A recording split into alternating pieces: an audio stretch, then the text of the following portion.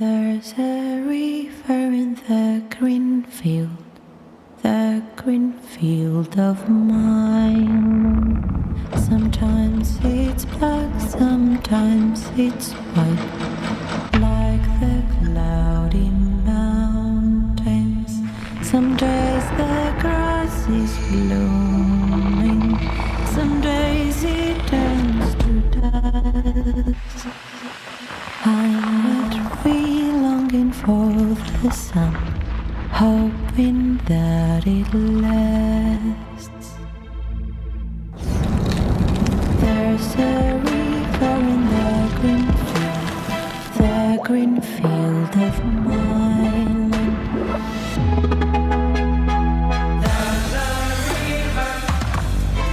Ψυχική υγεία.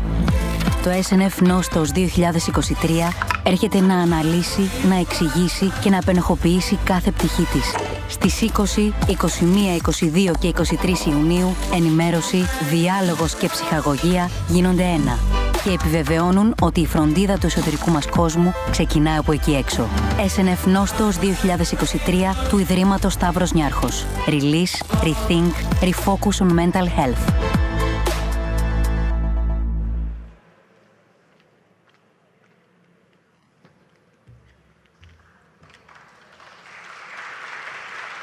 Hello, everyone, and thank you for joining us today, yesterday, on Wednesday, around all these layers regarding the very sensitive and crucial issue of mental health.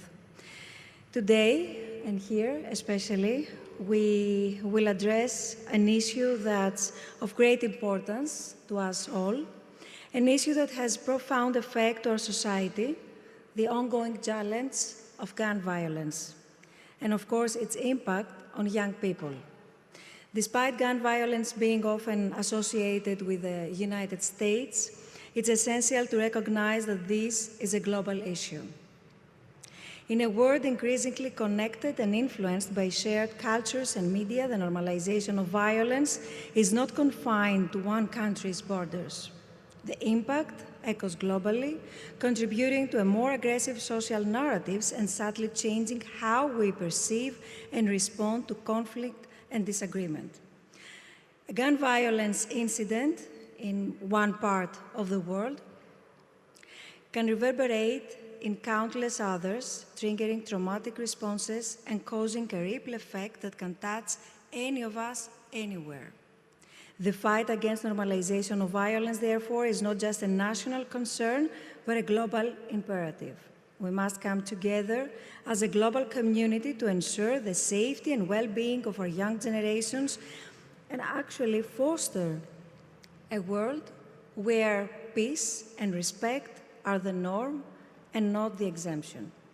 We are privileged to have a stellar lineup of speakers who will enlighten us with their insights. Nicole Hockley, co-founder and CEO of the Sandy Hook Promise Foundation, turned a personal tragedy into a force for change. Dr. Cornelia Kriegs, a pediatric surgeon and critical care specialist at Harvard Medical School. David Hogg, a survivor of gun violence, who is now co-founder of March for Our Lives.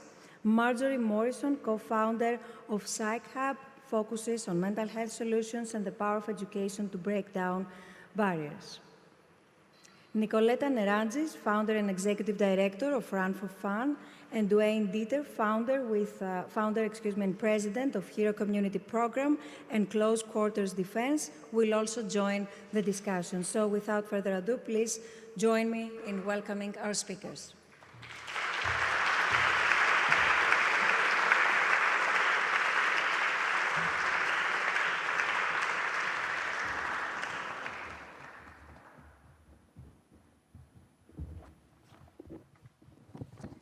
Hello, everyone.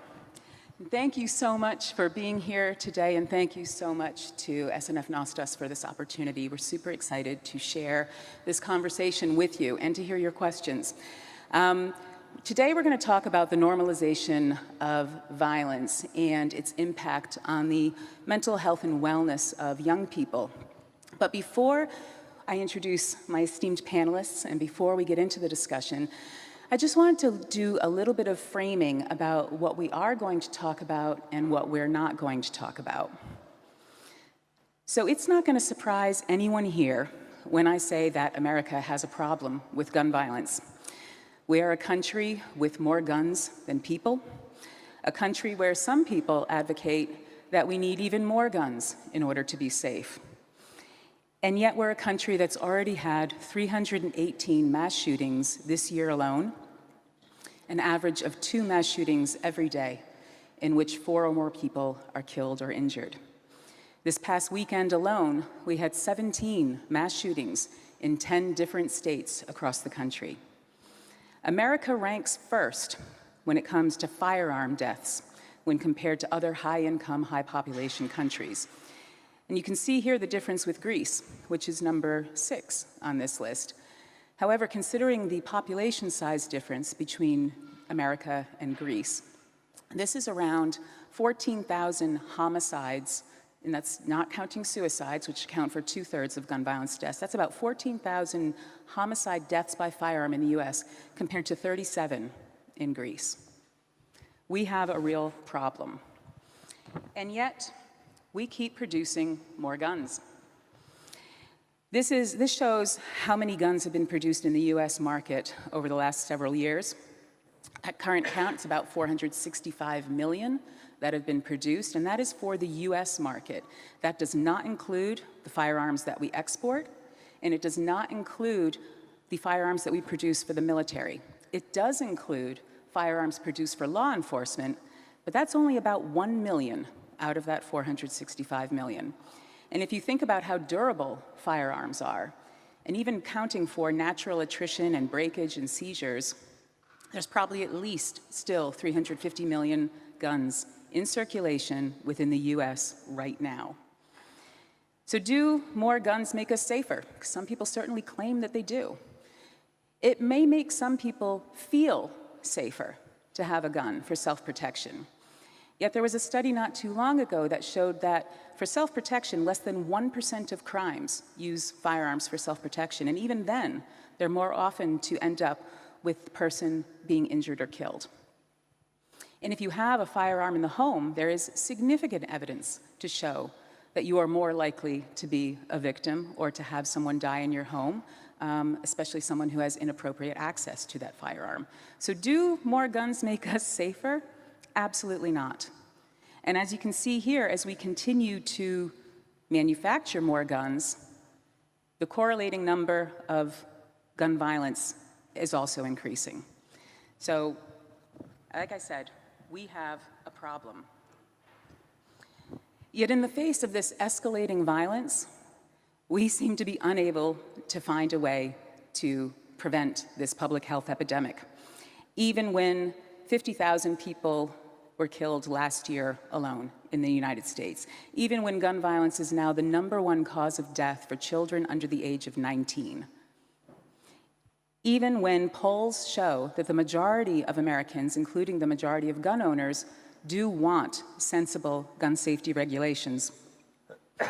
Even when we have children in their kindergarten classes practicing active shooter drills, and we have international travel advisories warning other countries about the danger of coming to the US. And yet in the face of this escalating violence, we aren't stopping it. We know that no matter where we are, whether it's our house of worship, our supermarket, our mall, our movie theater, walking down the street, the very real threat of gun violence is ever present. Now, some people say that their Second Amendment right is more important than the need to regulate firearms. Like some of my panelists here, I've spent a lot of time with gun owners over the last 10 years, and most of them are very reasonable, sensible people that are still trying to figure out how to bring their voice to this conversation. But there are some extremists, and the number of times I've heard someone say, the Second Amendment is my God-given right. My response is, God had nothing to do with this.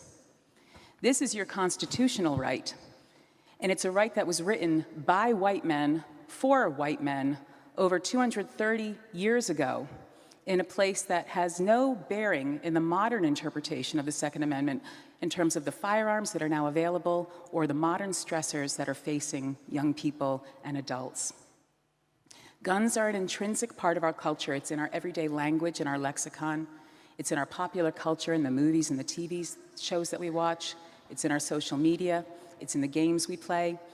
And it's even in our advertising. I was recently involved in a lawsuit against a gun manufacturer. And some of the ads that they were placing at that time were showing things like, if you want to be a man, you need to have an AR-15. You know your friend Jeffrey? He likes romantic comedies. He's a crier. Send us his email address, and we'll tell him how to buy an AR-15 so that he can become a real man too. This is what we're facing in our country. And yet, we're still not doing enough. It's part of our culture, and it's killing us. And this situation is even more dire in communities of color. Black and Hispanic Americans make up less than 1/3 of the US population, and yet make up 3/4 of gun homicides. This is every day in America. It has become part of our normal, and for the most part, we've let it be that way.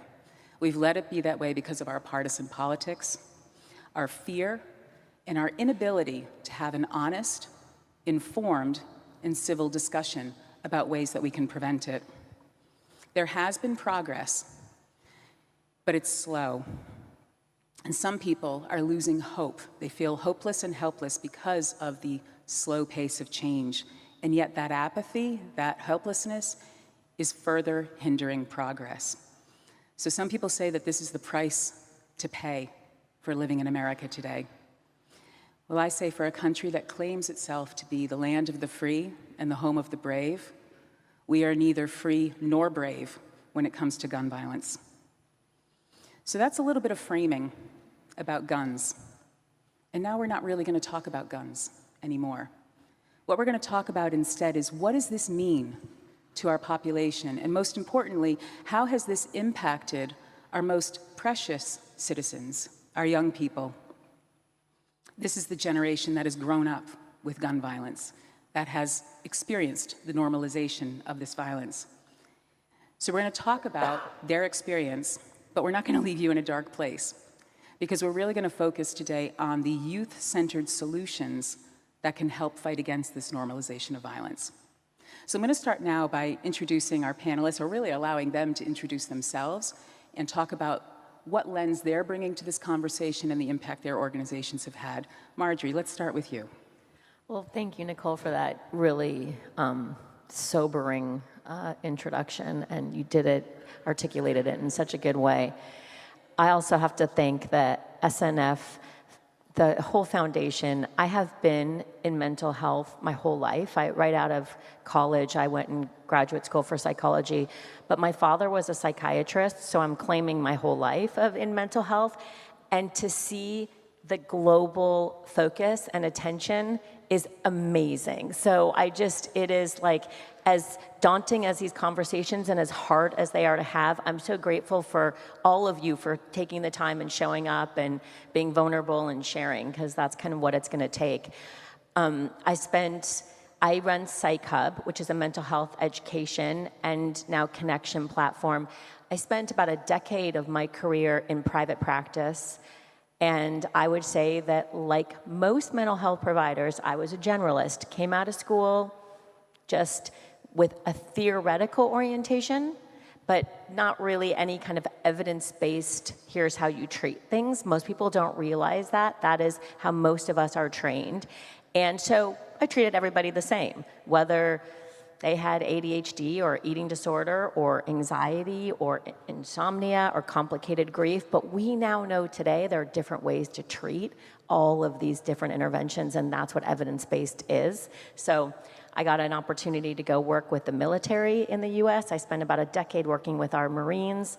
Got an opportunity to develop and implement a mandatory proactive counseling program, because I quickly learned that they weren't coming in because of stigma. And so we figured, why not bring it to them? And I had an amazing time doing that. I started a nonprofit educating everyday civilians on how to treat, how to work with veterans. So super important. In the US, we only have 1% of our country serving, about 10% military connected, so 90% of us don't really know that population anymore. It's different in some countries like Israel where everyone serves. So we did a lot of training on that, and then started Psych Hub, which is really about how do we train everybody in the ecosystem on mental health literacy so that everybody is educated, from each one of you, from every lens. And so we'll talk about a little bit more about how we go about training and all different things. So I'm honored to be here, and I'll come from the lens of training and education. I'm David Hogg. I'm a former student from Marjorie Stoneman Douglas High School in Parkland, Florida. On February 14th of 2018, there were 17 of my classmates and administrators that were murdered at my high school by a 19-year-old gunman with an AR-15 that was legally obtained, and he continued to legally own that weapon despite making multiple threats against my high school and being reported to the FBI multiple times. After the shooting, a group of students and myself came together on a classmate's living room floor, and we decided to start an organization focused on mobilizing young people to turn out and vote in order to take down what we perceive to be the obstacle to implementing what the majority of Americans want, which are stronger gun laws, and taking down the organization known as the National Rifle Association and the Gun Lobby that represents the most extreme views of gun owners and not what the vast majority, like my father, believe. From that, we mobilized thousands of students around the country. We had millions of students walk out of their high schools a month after the shooting, protesting the inaction on gun violence. We had millions of people march with us. A month and a half after the shooting, about 800,000 marched with us in DC, and on every continent that doesn't have penguins, we had marches. And we since have helped change the conversation on young people voting in the United States. After the Parkland shooting, people said to us, you know, it's great you guys care, but you don't vote, so it doesn't really matter, nothing's gonna change. This, you know, it's great you care that you wanna change gun laws here in Florida, but this is Florida, things don't change here. And we said, okay, watch us. And we went to our Republican-led state legislature and changed gun laws. Mind you, laws that even Governor Ron DeSantis has not been able to repeal despite having a supermajority in the state legislature. Since then, the laws that we've passed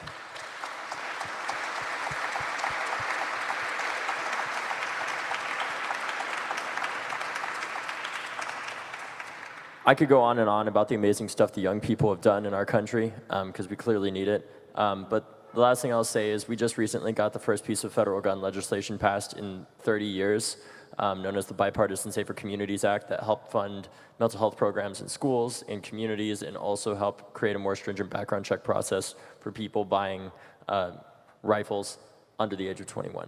So. Thanks, David.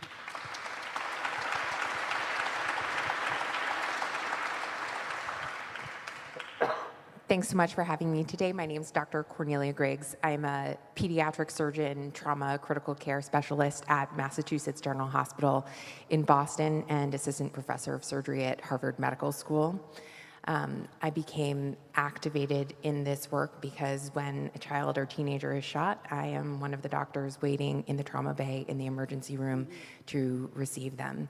And I have become sick and frustrated and exhausted with having the conversation with mothers in the trauma bay and having to tell them that we were not able to save their baby's life and that their child had died senselessly and needlessly at the hands of gun violence. And so as part of that work, I'm the director of education at the Massachusetts General Center for Gun Violence Prevention. And at our center, we focus on how doctors, nurses, health professionals, and public health professionals can work harder to fight the problem of gun violence in our country and how we can activate healthcare workers to be a part of the solution. Thank you. And for those who don't know, my name's Nicole Hockley. I'm the co-founder and CEO of Sandy Hook Promise, an organization, a national nonprofit that I helped launch 1 month after the shooting and killing of my youngest son, Dylan, at Sandy Hook Elementary School. And in the last 10 years, we have very much focused on legislation, similar to March for Our Lives and David's organization, and have been very successful at a state and federal level, now passing 4 federal laws in 3 different presidential administrations. But really our focus is on teaching youth how do you recognize the warning signs of someone who could be in crisis and potentially going to hurt themselves or someone else and take action? And to date, our evidence is very strong that our programs, which are provided at no charge to schools across the country, we've trained over 21 million youth so far in 23,000 schools, have had thousands of mental health interventions, over 400 direct suicide aversion, prevented directly over 400 youth suicides, and 15 credible planned school shooting plots that law enforcement have confirmed. So we're making a difference, but we still have a long way to go. So when we think about young people and how we identify those who need help, I'm going to start off with you, Cornelia. So there's a lot of new tools that can help, such as adverse childhood experiences, or ACEs, and strength-based approaches like benevolent childhood experiences. And these are important tools for early evaluation of a child's likelihood of engaging in an act of violence or self-harm, often based on the trauma and exposure to violence that they've already had. Could you tell us more about these approaches and how you see these working together in practice to best help young people and their families? Absolutely. So we know that adverse childhood experiences and exposure to gun violence, and certainly witnessing gun violence or being the victim of gun violence, is a major adverse childhood experience. And we know that these are independent predictors of mental health disease, other struggles into adulthood, difficulty obtaining stable housing, jobs, et cetera. And they're a major contributor to the disease burden, not only for mental health, but physical disease later in life as well. We know that over 60% of American adults report at least one adverse childhood experience, and this is not a US-centric problem necessarily, but nearly 25% of adults report more than 4 adverse childhood experiences. And there is a growing body of literature that is trying to understand exactly how these adverse childhood experiences play out later in life in terms of health. We know that if we were to reduce the number of adverse childhood experiences by just 10%, that would result in annually $56 billion of savings in healthcare expenses alone. And if we were to prevent adverse childhood experiences, we could prevent 21 million cases of depression. So there's an emerging body of literature looking at benevolent childhood experiences, love, support, stability, safety, and how these can act as a protective factor against adverse childhood experiences. And again, we know that exposure to gun violence qualifies independently as an adverse childhood experience. And what we're seeing is that independent of socioeconomic status, benevolent childhood experiences can play a protective role in a child's life, and that results in numerous benefits to their health later on in life. But while these benevolent childhood experiences can have a protective effect, there are studies that show they are still outweighed by adverse childhood experiences. So we can mitigate the effects of adverse childhood experiences through benevolent childhood experiences, but we can't prevent all the downstream effects and harm of adverse childhood experiences alone. Thank you for that. Marjorie, thinking about perhaps benevolent childhood experiences as well, there's a lot of work that experts can do to help support young people, but what about the non-experts? What about just the everyday people like you and me? How can trusted adults best ally with young people to support their mental health and wellness? It's such a great question. It's like when we started Psych Hub, we went right into, as I mentioned, training mental health practitioners on evidence-based practice, like upskilling them, because that just felt like there was a real need. Because when you do that, everyone wins, right? Your client get better care in fewer sessions, there's less burnout for the provider, and there's a total cost of care savings, kind of what you had mentioned. But once we got into it, we're about 4.5 years old now, we realized really quickly that not everybody's going to show up in a mental health practitioner's office, and not everybody needs to show up there. And we started to really look at, so how do we train an entire ecosystem, right, on what to do to be there? I'm just curious, by a show of hands, how many of you have been in a situation where someone has come to you with some mental health needs and you felt like you needed to help them? All right, so pretty much all of you. So that means we all are part of the solution. And we all need to get educated on what to say and what to do during critical times. And so I'd say, for one, there's trainings. Of course, I run a company that has a mental health ally training, where what we do with that is we take courses and we teach you about understanding suicidal ideation, understanding what to do, safety planning, what do you say and do when someone might be suicidal, understanding competency, understanding diversity, right? What unconscious bias, we all have it, do we bring to the table when we're having conversations with people? What to do in a crisis. We teach motivational interviewing, an easy framework of how to talk to people. And we're really good at it, and we have different verticals of it too, but no matter what, in those moments, we still tend to forget what we learn, especially if it's like you take the courses and you get certified and now it's a year later and something happened. And so we also had to learn that you got to reach people in those moments in those moments right there of need. So we've also created hundreds and hundreds of short targeted videos. And we're honored to be YouTube's partner for mental health. So good chance if you go on YouTube and you put a mental health topic in there, a Psych Hub video is going to show up. But it's all really important because there's an algorithm that we have that can help you if it's like, what is an eating disorder? We pretty much know you're also then going to want to see what is anorexia and then how to treat someone with anorexia. And I say all of that, and I got an opportunity to talk to Nicole about even the shooter of Sandy Hook that they think had an eating disorder. Education is key, because I can't even imagine what David has gone through, what Nicole has gone through, or what what these three people have gone through. I won't even pretend, but I'm gonna guess that most of them have heard that the perpetrator, people knew. Someone had an idea, someone saw. So we all can be part of that solution of knowing what to do and say and get people on that help early. Absolutely, 100% agree. David, one of the themes that I've heard at quite a few of the panels at this conference is about the power of young people and the need to give them more personal agency and control.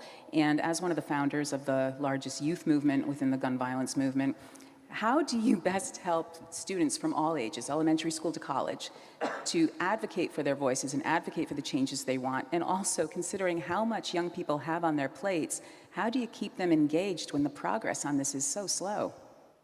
That's a really good question.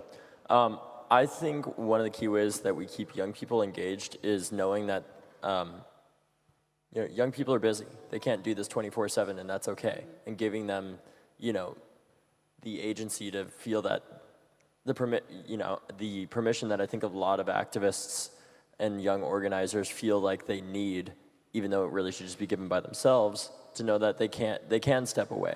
And it doesn't mean that you're hurting the movement or you're acting selfishly. It means that you're acting selflessly, and that movements have to take care of themselves too. So in March for Our Lives, many of the co-founders have left and gone on to study theater in college, and that's okay, right? I think understanding that joy is a form of resistance is really important, because one of the most sinister things that I think a lot of the critics of the young people after Parkland, the young people who stood up after Parkland did, was they would make memes of us that said, they would take photos that were taken out of context, where a TV producer, after we did an interview, would say, "Wow, you guys are really inspirational to me. Can I have a photo with you?" And you naturally smile in that photo, right? They would take those and they would say, "This is the face that you make when all of your classmates have been dead and you're standing on their dead bodies." Right? They tried to take our joy from us and say, because of what we went through, because of what we're saying, we can't be happy anymore. And it took a lot of work for myself personally, and I know for other students in March, to know that joy is a form of resistance, and that those people that are out there, the reason they're saying that is because they don't want us to believe that it's possible to end this. Yeah. They want to kill any hope that we have that it doesn't have to be this way. And the most critical thing that I think March has learned to instill in our young people is that as we're doing this work, we have to be proactive about our self-care and our mental health and our community health. And a good example of this is when we were in Uvalde around this time last year. Some of the parents from Uvalde asked students from Parkland, myself, and my friend Sam Fuentes, who still has shrapnel in her body to this day from the shooting, to come out and talk to some of the siblings and the parents in Uvalde. And that day we participated in a protest with them demanding accountability from the police department, where there were several hundred police officers and law enforcement officers outside of the school that did absolutely nothing to stop the gunman, right? Demanding accountability from them, and we marched around with them for several hours in the Texas heat. And normally after that, what we would do in March for Our Lives historically is we would just go back to our hotel rooms at night and just stare up at the ceiling and be depressed and be sad and be alone. But what I've learned to do in March for Our Lives, having experienced a lot of that burnout myself, is I said, all right, guys, because I know that if we only associate each other with incredibly traumatic and exhausting experiences like this, talking to parents that have gone through literally the worst thing imaginable, if we don't learn to positively associate being around each other with something else as well to help negate that negative, that awful experience, obviously, we're going to come to turn on each other. We're going to think that we are the problem, that other student activists are the problem. So what we do, what I said we're going to do that night is I said, okay, guys, I know today has been like a really tiring day, but what we're going to do is we're going to go get Mexican food because we're right next to the Mexican border. And we're going to go out 30 minutes outside of town into the desert and just stargaze and not talk about any of this. And just have that moment of peace to just calm down and associate each other with that and talk about the stars and space, you know, and life. And I know in the past, my past self would have been very critical of that and said, you know, that's stupid, that's meaningless. But I think that's one of the most important things that we do now in March is being proactive about that and not re-traumatizing the students that already often themselves are survivors of gun violence. So learning to proactively take care of ourselves is, I think, the way that we've done that, and giving people permission to know that they can step away. You know, I've had to take a step back when I was in college. I've taken several months off, 6 months off at a time before, because I know the work isn't all on me. Because I know you're out there, Nicole, doing the work when I can't be. And you know that I'm out here and the young people of March for Our Lives are doing the work, and it's not on any single one of us. And I think that is the most important lesson that we teach our young people in the organization. I love that, and it resonates so strongly because I still see in my 18-year-old son who survived Sandy Hook School, he was 8, how to express joy can be a problem. And I know with my label as a Sandy Hook mom, you know, being criticized for smiling, being criticized for laughing out loud, and it was years before I allowed myself to dance in public again, because I thought people think I'm supposed to be grieving 24/7, which I am, but you still need to find joy in life as well. Especially for those who survive, without a doubt. So thank you for that.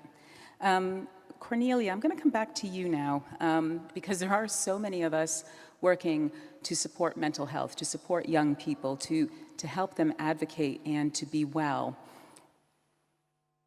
And we all know that, you know, first of all, medical professionals are dealing with the acute causes and effects of gun violence, but you're also seeing the long-term mental health impacts on young people as well. So just thinking about how can the medical profession, and that's everyone from those that are in the schools through to those that are in the community and practitioners, how can they help prevent more of this from happening? Absolutely. Well, I think there are 3 things that doctors and healthcare professionals can do to intervene to prevent gun violence. And the first is to screen our patients for access to firearms. And that's something we're working very aggressively in the Center for Gun Violence Prevention.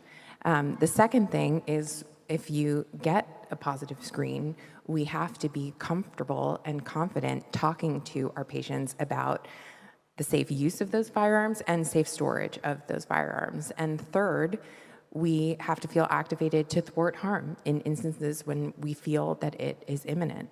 And the problem with that is over 75% of medical trainees report absolutely zero training or exposure to any tools or education to be able to do any of those 3 things. And that's something that we have innovated at the Massachusetts Center for Gun Violence we have developed a novel curriculum for healthcare workers, physicians, nurses, all levels of healthcare professionals to develop comfort, confidence, and to feel empowered to not only screen their patients for access to firearms, but then to intervene and give them tools to use and store those firearms safely, and to feel empowered to know what laws are available in their state and how to use those laws when they feel that there's imminent harm. And I also want to piggyback on what you and David just said about the importance of joy. I think one of the central roles for the public health community and healthcare professionals is that we have to join the conversation and we have to be empowered as credible messengers. And I think it's really important. I'm going to quote Michael Dowling, who is the CEO of one of the largest healthcare networks in New York, who recently convened a CEO's council of hospitals around the country. And he had a great quote. He said, "We have to give oxygen to hope." And I think that plays nicely on what you and David are saying about joy. We have to give people reason to believe that they don't have to accept the current levels of gun violence in our country and that they themselves can all be agents of change. Hope is what feeds so many of us in so many ways. And Marjorie, thinking about hope, it's one thing to provide excellent resources, it's one thing to give hope, but how do you combat the fact that there's still stigma around reaching out for mental health resources sometimes, and how do we improve access, especially for young people where perhaps certain age ranges have more stigma attached to getting help than others, or certain cultures? How do we go about fixing that? You know, it's interesting. What I've learned is that those are issues globally, where when we talk about gun violence, that is, you know, seems a lot more prevalent right now in the US, but stigma and access to care seems consistent from wherever I go and talk to people from countries all over. And, you know, the system is not set up well. We've been set up to have mental health be separate from physical health. I see it says on here founder. I'm actually co-founder of PsychHub. I co-founded it with Patrick Kennedy, who spoke yesterday, so I can't give him a little credit. But you know, he talks a lot about how from the very beginning we separated out mental health, and so it makes it harder to go see it, but we know mental health is a part of everything. I mean, everyone here I know, we're all of like minds because we've been listening to all of these talks, right? So I believe that stigma is getting better. I think that, you know, cultures are changing. I had an opportunity to do a masterclass in Dubai a few months ago, and I had people from all different regions, and all different Arab regions, and learned a lot about even how stigma is starting to get, you know, go away there, and people are looking for care and trying to find ways to care, and some of these, you know, ethnic and religious groups that would go against it. So we now have I think, a different problem where people are accessing and looking for care for the first time. People are coming out, they're sharing their diagnoses. We've created all the youth, all the work that's been done to make it okay to not be okay. Well, now we have a whole bunch of people looking for care, and it's hard to find it. So it's a hard problem to solve and a complicated solution, and I'm not going to pretend that I have it all figured out. But if you think about it like a triangle, we want to leave our psychiatrists at the very top for the people that really need medication, and we want to start to bring out those licensed psychologists, specialized, as we start moving. I'm incredibly optimistic as we get towards more of the lower acuity, that a lot of this great technology is coming out, new apps, digital therapies, and we've learned about some of them here. Some people can do a self-guided therapy session on their phone, and the outcomes can look really good. The peer movement is really exciting. The evidence is looking good that people tend to benefit and react to people just like them. The coaches, we have a whole movement going on in the US about elevating coaches to fill in some of this mental health. We're part of a project for pharmacists that they can start doing some lower acuity, more kind of generalized depression, anxiety, less complicated issues. So it's a disorganized system, right? So we have to get people in to that right kind of level of care. We have to educate. We're all consumers of mental health, so we all need to be educated. What is right for us? And by the way, what's right for you today might be different than what you need in a year. So it's fluid. And then we need to connect people who are looking for care for the right resources for them. And I can tell you that, you know, we have launched Psych Hub Connect a couple months ago. It hasn't had its public launch, but we partnered with Google. We partnered with many of our insurance companies in the US, and it is really amazing how we are able to say to an insurance company, this is a US way of tackling it, where do you want to see your members go? And then use technology to educate them on one side and connect them. So it's fragmented, it needs work. I think every country, especially if it's socialized medicine, I talked to some people in Greece last night and they were sharing with me, it's really private pay primarily here, and that's a problem. Because A, we're ruling out people who can't afford it, and there is no evidence to show that private pay gives you better therapy than if you're using what's covered. So different answer for every probably country, but all in all, there's a framework out there. Fabulous. Before we move to our two interventions who are going to add their experience to this as well, we've heard a lot from our panel of adults here, and I wanted to make sure that we were hearing, no disrespect to you, David, to young people as well. So we've compiled a short video to talk about, hear from youth, what do they think about the normalization of violence and what gives them hope?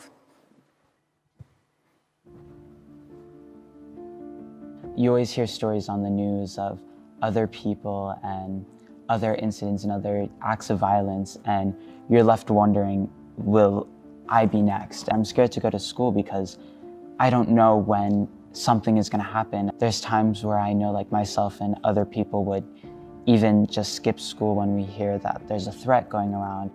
Particularly for me, with the amount of gun violence that has happened in the US lately, it's definitely changed my view of the world in such a way that I've become a lot more pessimistic about how I see the world around me. It's changed the way that I do certain things in my daily life. It's really caused me to be a lot more careful about what I do, careful about my surroundings. It's become such a normal part of day-to-day life here. I feel like, especially as a student, seeing things in the news of like shootings in schools and grocery shops, like everywhere I go, I really have to be careful of everything around me, which is a really scary thought. And I feel like places that I used to feel safe at, like school or just going out, walking my dog, something like that, now seeing all of this in the news, it just makes me really scared going basically everywhere, because you have to be so aware because these things can happen anywhere. We're not supposed to be feeling this way. This is not supposed to be normalized. And I fear that, like, as these headlines come, people will become more desensitized and think this is normal. This is not normal. What gives me hope for the future is knowing that there are students and there are young people that really want to change the world, and they really want to help solve this issue that is gun violence in the US. I think we've reached a point in our generation that we are kind of fed up with everything that's happening around us. I think, usually in the past it was like, oh, you're too young or you don't know what you're talking about. But in the wake of such violence, we have a generation that has risen up and has decided to say, no, we're not going to deal with this. We're not going to be silenced. We have a generation that is choosing to protest. We might be young, but that doesn't mean that our voice is any lesser. And that is something that truly gives me hope in the world. I feel like the thing that gives me the most hope for the future is definitely the community at Sandy Hook Promise, because seeing all the work that I do and everyone else does here, it gives me hope because there's so many other people that are passionate about creating a change. And I feel like every time something happens, even if there's nothing going on, there's still people that are advocating to fight against gun violence and things like that. And I think it's just really so hopeful to see the youth in this generation so passionate about creating a change. We have the ability to prevent school shootings, but we can't do it without the help of adults. We can't do it without the help of higher authorities. And hopefully, us rallying together, the youth rallying together, authorities will see that this is not an issue to be taken lightly. This is not nothing have to do with politics. This is a right to live to our fullest potential, right to just grow through all our phases of life. Absolutely, true words. I'd like to turn over now to two of our experts. We're going to start off with Dwayne Dieter, who is founder and president of the HERO Community Program.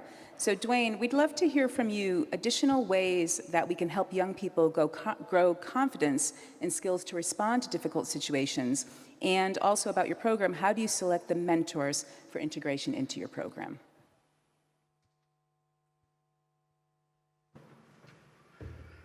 Good afternoon, everyone. Thrilled to be here. It's so great to be around so many wonderful people with the focus of mental ability and control and mental health. Within today, we understand the difficulty of all youth. It's a constant struggle to understand of the positive and negative things that are given to them, the influences around all their children at all times. With a program, we first start with giving them the truth. It's the only way to go. It's the facts of, if you are positive, you will have a greater chance of success. It doesn't mean it's guaranteed, but it does mean it's the greatest path. On the same hand, we must also tell them the truth about the difficulty that they may face. That there is negativity in the world, and the only way they can withstand that is be empowered and understand it exists. That struggle that happens between a person and a person's friends on dealing with how do we manage that, how do we decide which way to go, is what builds the great confidence that they may have in life, or in fact, may have them turn to have more struggles. We all know in this room that our positivity and our growth has happened many times from bad things happening. The things we're hearing from the panelists has come from a bad thing. But because of that, they've made great changes. We know in our personal life, the harder the problem, the harder the challenge, the greater we have an opportunity to be stronger, to be better. We call the term, this process, life is a fight. Not the physical fight, that is not as important as the internal fight, what allows us to succeed under those struggling, difficult times. To push our mind, body, and spirit to focus so heavily that we will not be trapped in something that will have us be defeated, but to actually push us to better and higher values. We do this through many processes. We understand that with kids, including myself and all of you, that we love and are thrilled at excitement. So the excitable person, the person that is most focused on that upper edge, and all of you that have children and see in the community, those persons that are excited are thrilled by it. They love the challenge. They love that feeling of excitement and want to participate. That goes two ways though. The one way is all good. It's personal growth and it's accomplishment. And that's what happens with this level of excitement. The other part, though, is the part that excitement can be the allure of following criminality. It can be the allure of following difficult or problematic personalities, or a person that may push them into insecurities or doing the wrong thing or having bad behavior, or in fact, pushing them to feel lesser about themselves. How we approach this is by teaching them both sides of the equation and by putting them in realistic situations that they feel. So yes, we train them up, we train them with our mentors, which we'll talk about in a minute, but we give them those capabilities to know that this exposure that they feel, that feels so bad when it happens, actually, we want you to feel it before it happens. And when you feel it before it happens and you actually see it again, that exposure makes you understand it's not so tough. It's pretty easy when you think of it on that process. So we get them parts in rooms and in other areas where they are able to meet these role players. And these role players are very good from all ages of life, of all descriptions, and each one of them will bring about some of the difficulties that they'll face, naysayers, negative actions towards them or others, persons that are pushing them in the wrong direction, persons that are intimidators. We all have had that in our life. And they get to feel and experience that really they have no power. They all of us thought that in life when we were coming up, that they had this great power, but actually they're just insecure. They don't have the abilities. They just know that they want to pick and push on the persons that they could affect. Now at the same time, they go into rooms of various places and are encouraged and are positively built to where they feel good about what they've done. And when they stand up, it's seen by the little guardian heroes we have with them, and they're encouraged for that. They also then are empowered by doing one of the hardest things there is, which is moral courage. If everyone had the moral courage, it would be a much easier world. That means when you see something wrong, you stand up. As in the cases happen throughout all the schools, many people did hear those things. That person said they were going to hurt somebody or do something bad. Sometimes the students stood up and said, "Teacher, we think this is going to happen." And maybe they listened or maybe they did not listen. But in most occasions, these aspects of moral empowerment and courage is the toughest to bolster. It's the most difficult for us.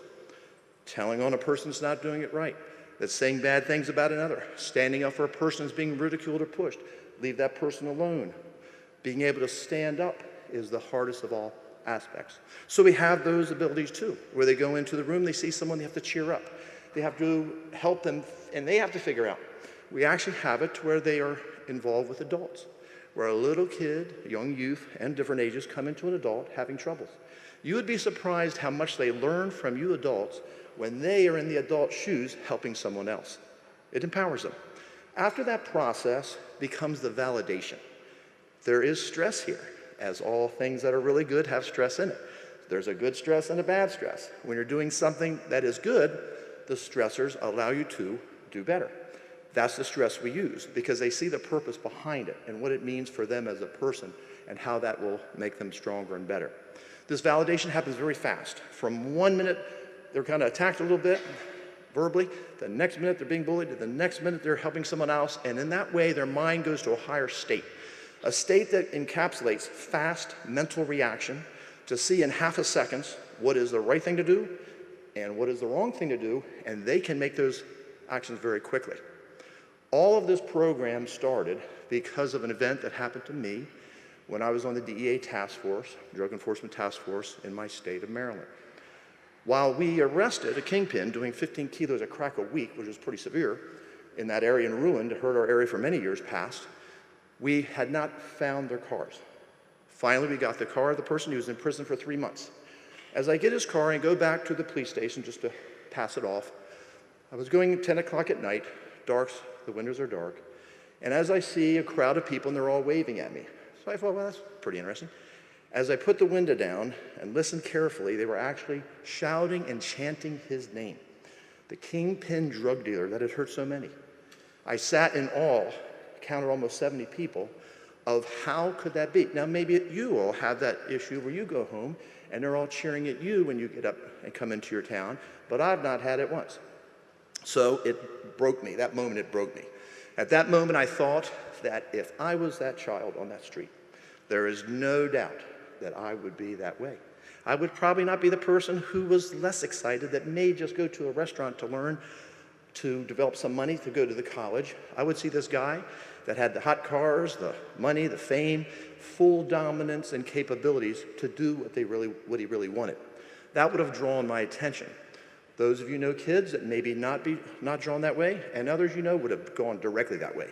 That dominant personality of power is very significant. So because of that, that's what started the program. I just started hanging in the street with the kids for no other reason, not about law enforcement, not about anything else. As I got to learn the kids and the families and their families, I saw that all of them did not wish to have this happen to them. Then by knowing people and going to various events, I introduced them to as many people as I could that were exciting. That's the key to our program, is excitement in your eyes, in your ability, and your purpose shows in your work. So as I started introducing them to those kids, very quickly I found that they would go that way and stimulate that way. As it occurred, and as they go through the training, we do special missions where they go save people in trouble, helicopter follows them out, male, female, doesn't matter who they are, it empowers them to know that they can do something. Then we trigger it to what persons can we bring them to allow them to succeed the best way we possibly can. Once they get the confidence, it becomes easy. What better way or what better time spent is it to defend your ability to be happy for these kids? Stress makes them drop, unless it makes them rise. Within all this, the stressors that we put on them is to help them succeed and do better. And through that process, they find it's easier. It wards off these things away from them, where they no longer have that problem anymore, because the little bad negative elements are very good at finding people who they can scare. When they don't see that fear, they don't mess with them anymore. How we pick and work with the integration of our support is because we train many military police and first responders, they're heroes in their own right. So they have that energy, that energy. A lot of kids like that. But it doesn't matter. We train everyone from all professionals. Doesn't matter if they're a doctor, accountant, worker of any description. As long as they have and are clear in their mind, have a good purpose for what their life is, whatever that wants to be, the kids see it. We bring them in, we train them. That's how we vet them, because we put them through the same things we do the kids. After that, they then go through specialized mentor training, and they become part of the program. Great, thank you. Thank you.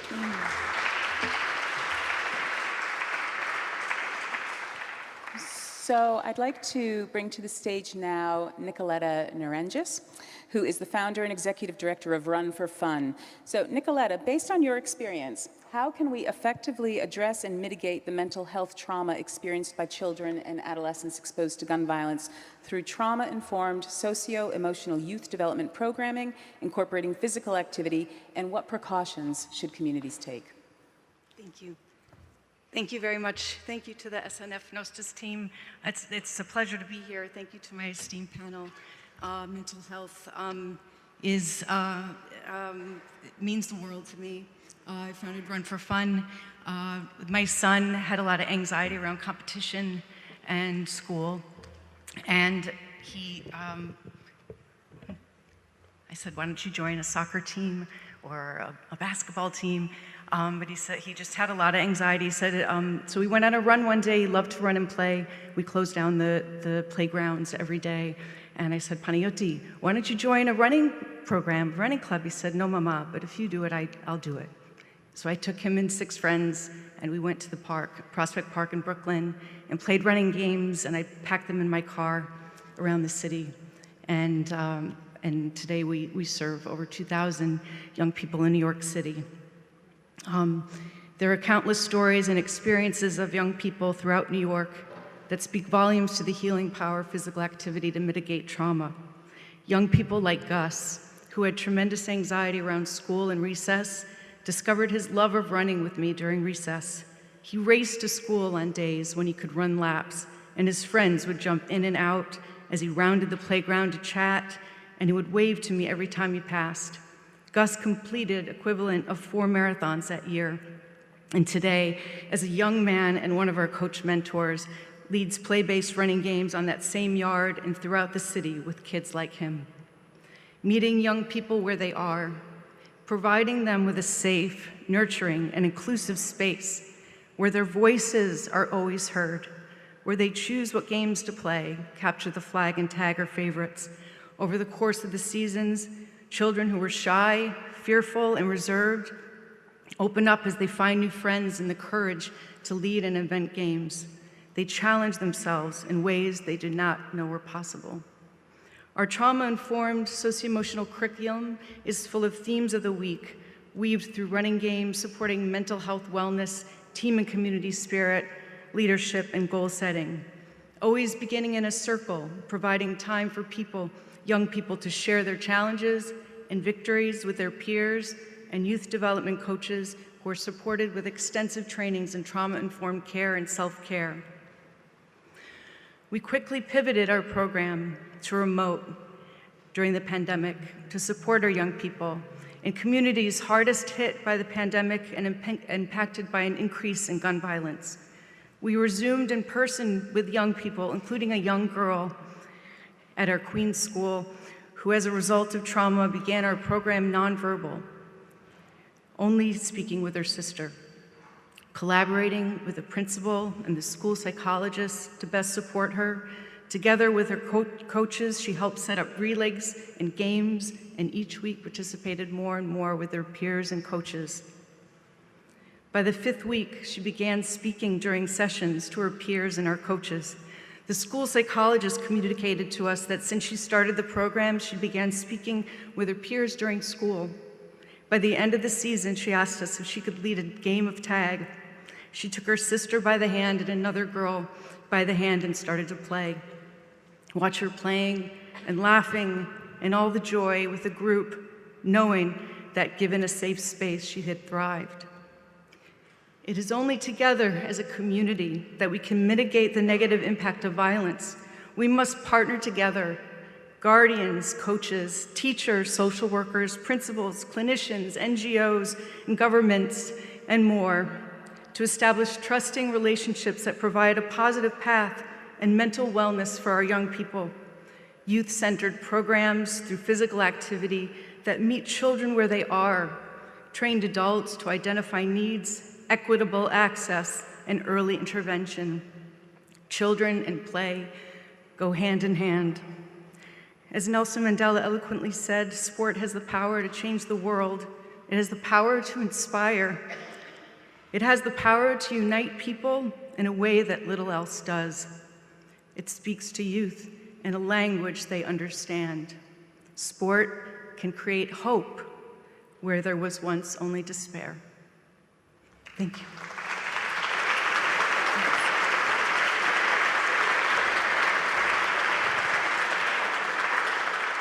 And now I believe Joy from the Youth Council from SNF is going to be joining us.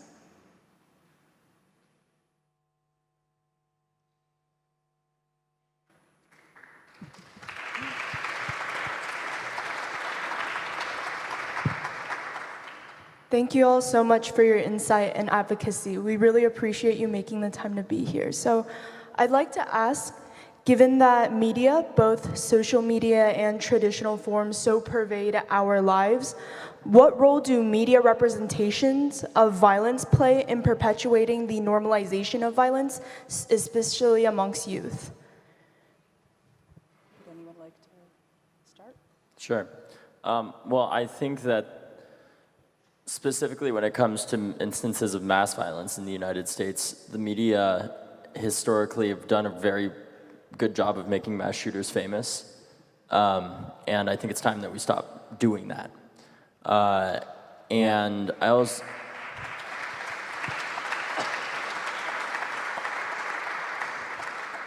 And I also think the media need to own up to some of the role that they've played in the perpetuation of this epidemic too. This idea that many Americans have that if you have, a handgun or any gun of any sort, that you're automatically going to be a member of SEAL Team 6 is foolish and very dangerous, because the gun is most likely, statistically speaking, going to be used on yourself in the form of suicide or used against you, because the amount of training that it would require to actually raise the odds of survival is so much that the average person either doesn't have the money or most likely the time more than anything to do that. So I think we need to start actually showing the real stories of gun violence in the media, and not just acting like everybody's going to be John Wayne all of a sudden when they have a gun. Unfortunately, that's not the case. And I also think that it plays a role too in the normalization of violence in Black and brown communities specifically, where the media, when March for Our Lives did our protest, we had media with us all over the ground. When the students were walking out of our schools protesting gun violence in Parkland, we were seen as courageous. We were called very kind things by the media as a predominantly white school. But when the Black and brown students walked out in South Miami-Dade County only a month later, they were filmed from a helicopter for the most part and framed as basically rioters and delinquent children that were, just not in school. And the last thing I'll say too is that I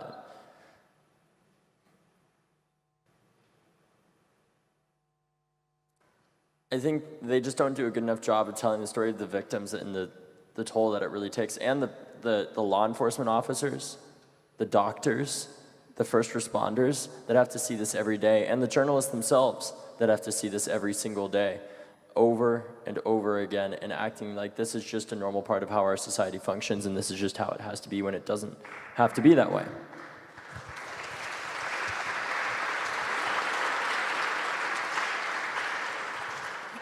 I want to echo what David said and just emphasize that we hear that response over and over again from our community partners at the Center for Gun Violence Prevention at MGH, that the media gets the story wrong time and time again. And we hear this over and over again, especially from the families of victims.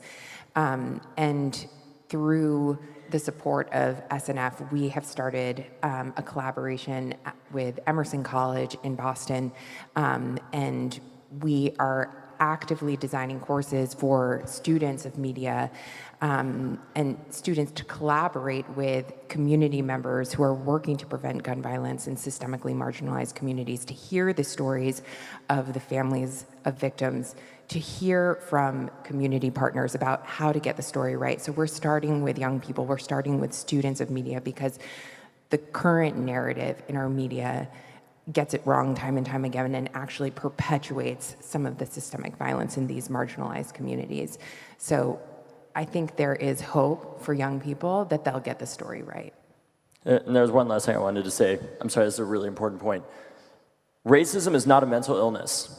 The shooter in Buffalo might have been mentally ill, but he was a white supremacist that wanted to kill black people because they were black. Yep. Hatred is not a mental illness. We need to stop just acting like white mass shooters are solely just mentally ill because they're white and start calling them what they are, terrorists.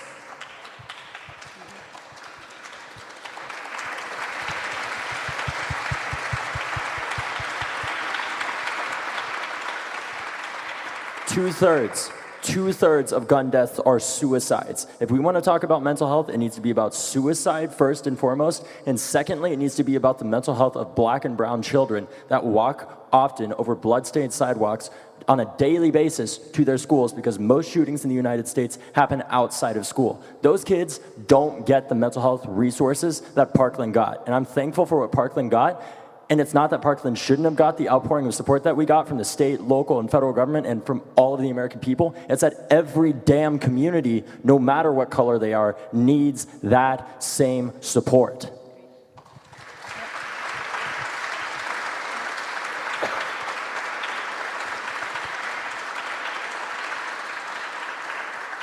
Thank you so much for the very thoughtful, thorough, and very passionate answers that were definitely much needed.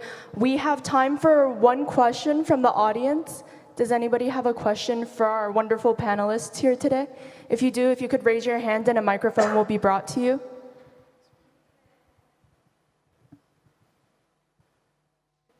Thank you. My message is for David. First and foremost, thank you. I'm an American living here now in Greece, and I followed everything that Congratulations. Thank you. I got it as soon as I could. But I've been following what happened in Parkland, and since Sandy Hook, I'm 35, and I remember Columbus, thank you, the Columbine High School shooting, and feeling kind of a reverberation and change.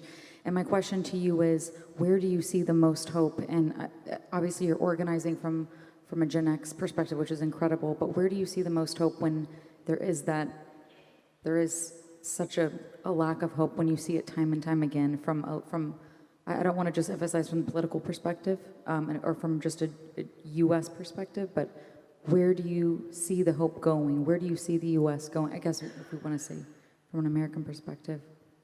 Well, I'll tell you, I'm not always hopeful, but I don't see hope as, a necessary thing. I could be completely hopeless, as I have been many times in this work, and I'm still going. And it's because I have my friends around me, and it doesn't matter even if we thought it was impossible, we don't care. People told us it was impossible to change gun laws in Florida after the shooting, and we did, as a bunch of kids who couldn't even vote yet, right? That gives me hope. What gives me hope is the fact that states like Massachusetts, although they still have an unacceptable level of gun violence, have a rate 70% lower than the rest of the country. And it's because in Massachusetts, if you want to get a gun, they have common sense, stringent laws to get one. I was part of the shooting club at my college, right? I went out oftentimes once or twice a week with that club shooting guns in that state. And I know there, if you want to get a gun, you need to have a thorough background check. You need to have references that say that you're going to be safe. You need to have training, and you need to renew that license to have that gun every 5 years for about a $100 fee, right? Common sense solutions right there.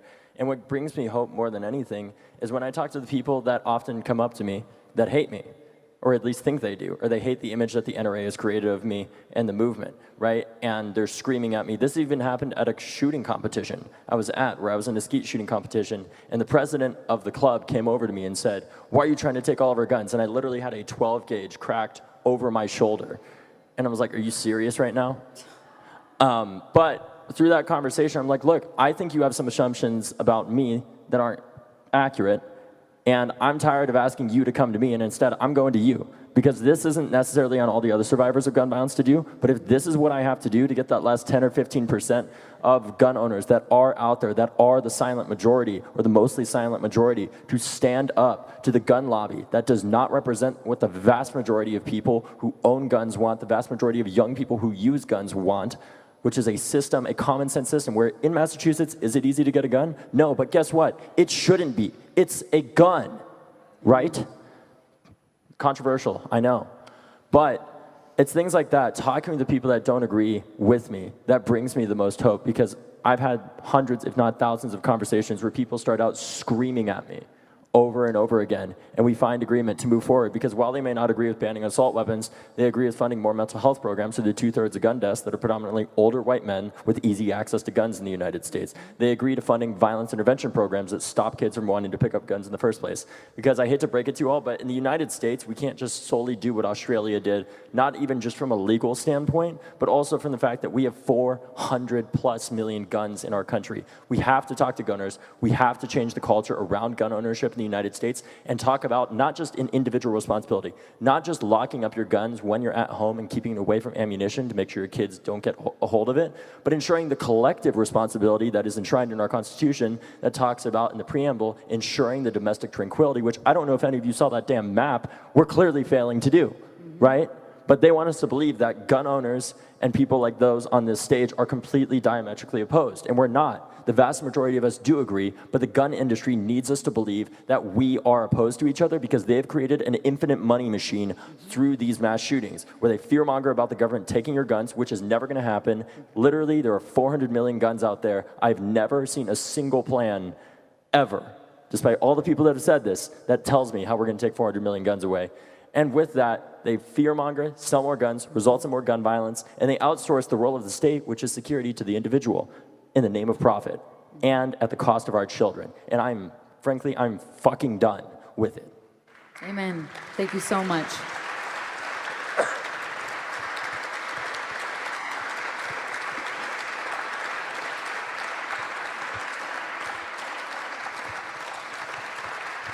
Thank you so much to all the speakers and to all the audience.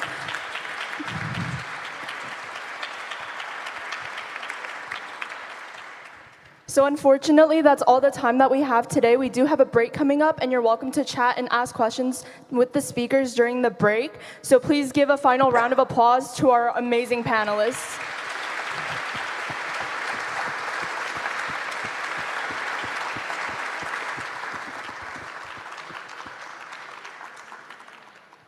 Thank you so much.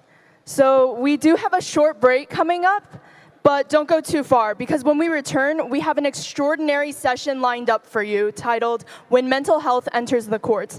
This session will feature Associate Judge from the New York Court of Appeals, Madeline Singas, and Clinical Associate Professor of Law at Yale Law School, Marisol Orihuela. Thank you so much.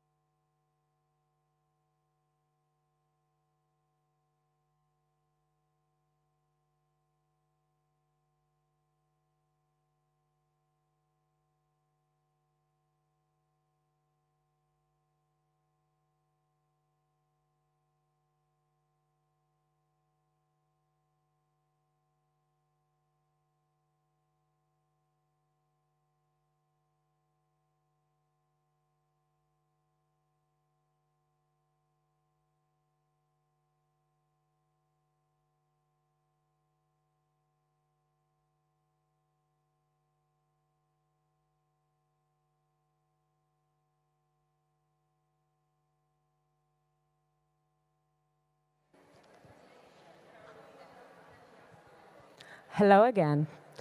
The next panel will discuss the crossroads of mental health and criminal law in the United States. The focus will be on the process and the consequences when individuals battling mental health issues are implicated in criminal acts, the reaction of our legal system to such cases, and the potential measures that could enhance the future outcomes.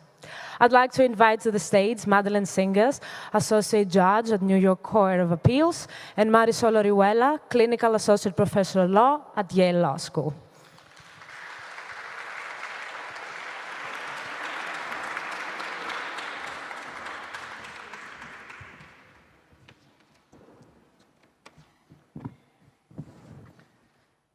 Okay, good afternoon. Good afternoon. Kalispera.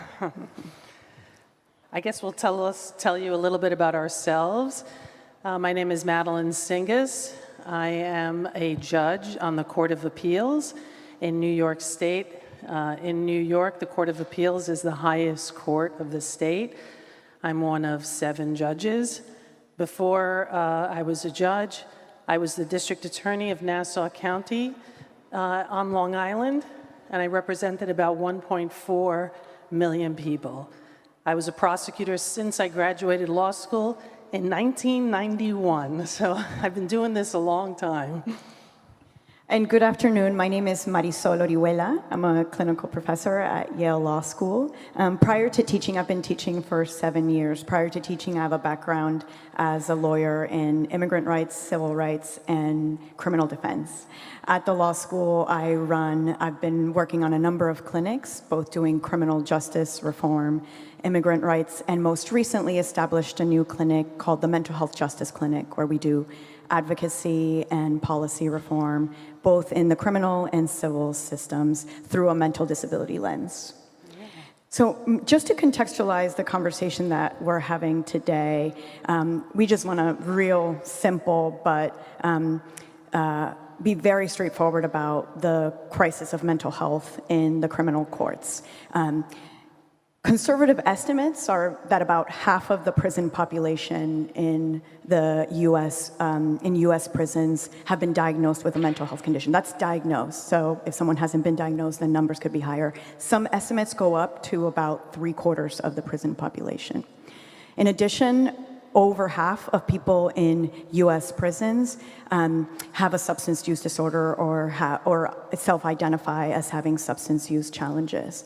So we have a huge number of people in prisons, and then even more people who come through the criminal court system that may not necessarily go to prison, but are facing potential criminal liability, and that the criminal courts have to address and handle through its process. And that is, I think, where we'll start. So, Judge Singers, maybe you can tell us a little bit about what are some of the positive trends that you've experienced in your work in how the U.S. criminal court system handles mental health, and what are some of the challenges that you've seen? Yeah, well, those numbers are pretty sobering, and mental health enters the court systems most dramatically in the criminal court context, and you may have read about things like subway killings and people being pushed into the subways. Those always hit the front pages of the papers.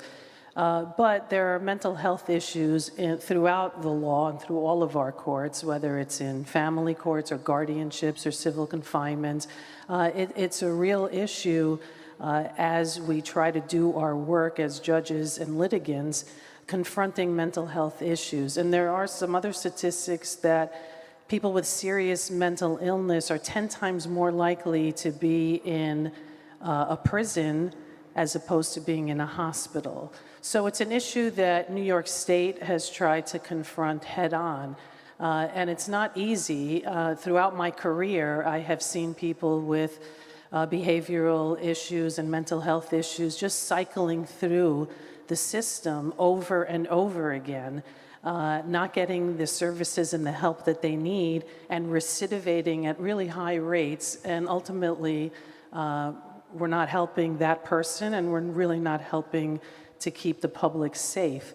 So New York State started courts. There's a mental health court in every county. There's 62 counties in New York State.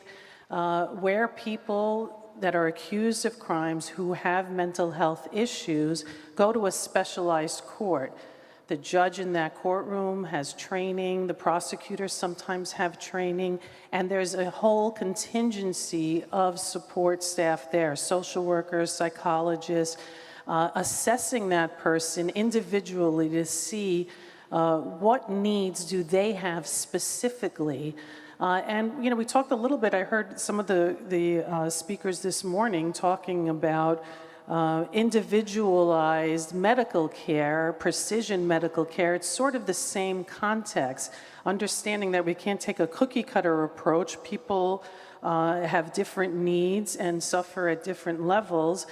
So particularizing our services towards that individual specifically increases our ability to have better outcomes and prevent recidivism in the future. So that's happened about in the last 2 decades. I think that's been a really positive impact on the general population and for this population specifically. Of course, there are challenges because we don't have enough resources in New York State to support the kinds of services that are necessary to help these people achieve the most positive outcomes. So, there are challenges there. There are challenges with how long it takes because, there's no easy fix. There's no quick fix. So a lot of the programming that comes out of those courtrooms are 12 to 18 months, sometimes 2 years.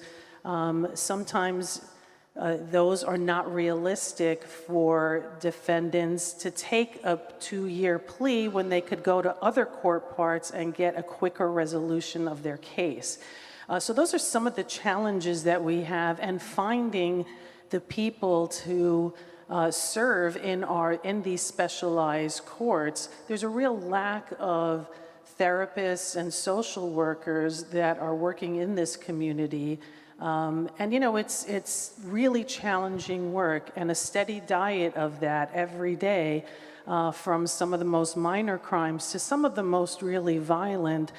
Sometimes people just opt out and say, you know what, I'd rather work in a hospital setting outside of a courtroom. So those are some of the challenges that we see, but that individualized attention I see as something really positive. As a former public defender and someone who now, my academic interests include how the criminal courts and other court systems handle mental health, I agree that individualized attention and a recognition, an increased recognition in the criminal courts about how ill-suited prisons can be for people with mental health conditions, both because they don't have a therapeutic effect. Often they don't even provide close to adequate mental health treatment, and the mental health treatment gets rationed in a way that someone really needs to be in crisis to be able to access them, so there's no ongoing, consistent treatment in them.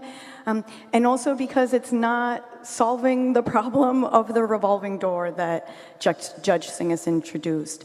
Some of the challenges that I think I've identified and feel in the work that I do is that the United States remains incredibly committed to a very punitive system.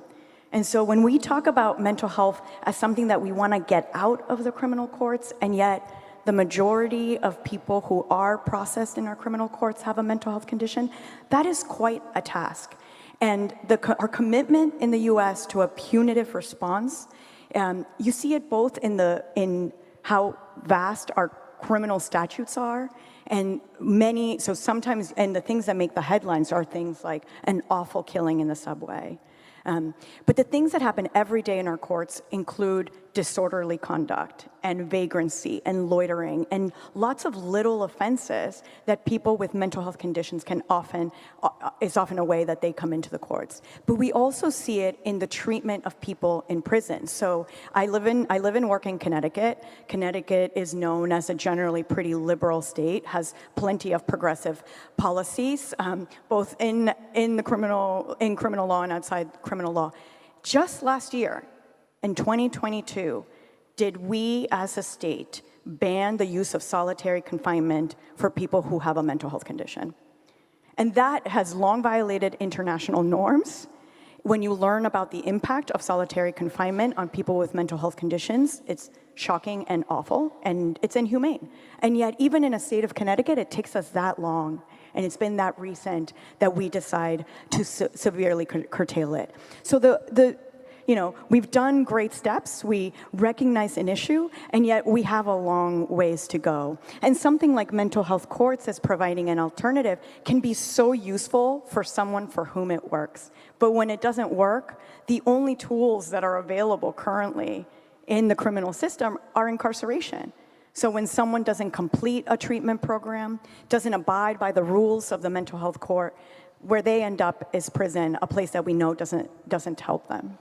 Yeah, and that's actually something that we're ill-equipped to deal with, because when you think about it, in most instances, if someone is having some kind of episode, the first people called to that scene are police officers. Our response is a law enforcement response as opposed to a public health response. And that sets up the situation where if they're not taking someone to a hospital, the only other place they're taking them to is a prison. And, a lot of the thinking behind that is, there's sort of been this abandonment of mental health services and a recognition that someone in crisis can't be left out because they may be a danger to themselves or a danger to someone else. So there has to be some action taken.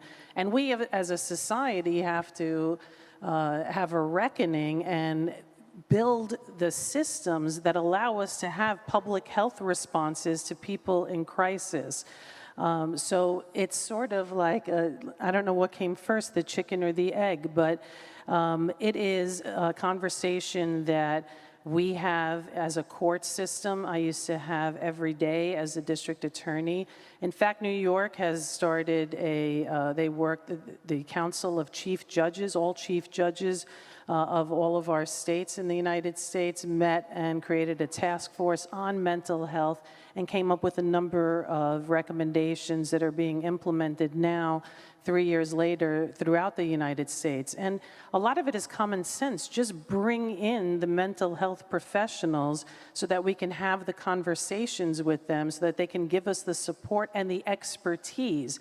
So when you think about it, and the first person on the scene is a police officer with a gun that takes this person into a jail setting, that's not a therapeutic setting, and that person's condition is usually exacerbated rather than alleviated. So beginning to have those conversations and not have a siloed approach to these issues, instead of trying to have an interdisciplinary approach, I think is vital. And I think that a conference like this, I've heard this theme a lot, like there's not one institution that can do this by itself. As a community, we have to make the commitment to putting in the hard work so that we can get people the services and the help that they need.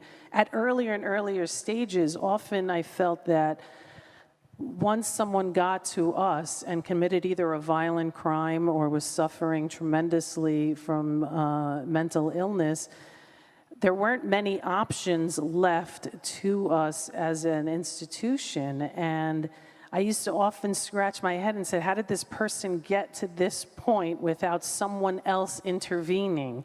How are they in front of me as a judge without teachers, parents, society, a community, a religious institution, someone saying, this person needs help and we need to get them the services that they need. So, for those of you that were here in the prior panel on the normalization of gun violence, one of the things that in the criminal courts we talk more and more about now is adverse childhood experiences, and how many individuals who end up engaging in behavior that is criminal and proceed to sentencing have lived through significant number of adverse childhood experiences. And these social determinants of health they're social determinants also of criminal system involvement. Now, I do think we need to be careful about, I'm very much pro early intervention, but how we intervene. You know, in the United States, we've taken an approach where our intervention at schools has meant police involvement at schools. And what's developed there is taking kids out of schools and removing them from schools both prevents them from getting an education that they need and also makes it more likely that they end up in the criminal justice system. So how we intervene is hugely important. And even as bringing mental health professionals into the criminal system, it can be incredibly positive. But it also, our system of incorporating mental health professionals through the criminal courts right now is a system of mandated treatment. And so you have think about if the therapist that you have isn't one that you choose. Think about if you don't develop a good rapport with them, or I should say, if they don't develop a good rapport with you, it doesn't matter. You have to continue seeing them.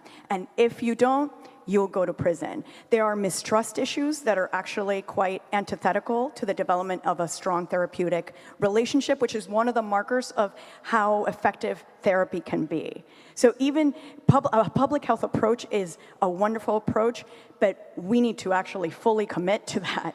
And something just to illustrate how hard this can be for us in the United States, the city of New Haven, my city, recently started a program called Compass. It's a crisis response system. It's meant to hopefully replace police being the first responders to mental health crises. A lot of people, very hard workers, put a lot of work into this. And when it got started, that team could not get to being the first responders without police. So all the calls, if you believe someone is in crisis and you want Compass to respond, that it's a team, social workers, mental health professionals, but they have to right now be accompanied with police. So even our extraction of police as first responders is incredibly difficult for us to do. Yeah, and I think the interesting part is of that mandatory, those mandatory services arise in a place like a mental health court, because a judge will say, oh, you can have this plea, and it'll be 18 months of treatment, which is mandated. If you complete that successfully, then your case will be dismissed. Again, a recognition that people with criminal convictions makes it that much harder to overcome the obstacles that they're already facing. So yes, unfortunately, there aren't the resources to get people the therapists that they feel more closely aligned with or that will help them. We're in a point in our courts where we're just trying to get therapists in there to have the discussions and give the support to someone so that they can successfully complete and have their case dismissed if it's so warranted. They're really very complex issues surrounding this, and there really isn't an easy fix.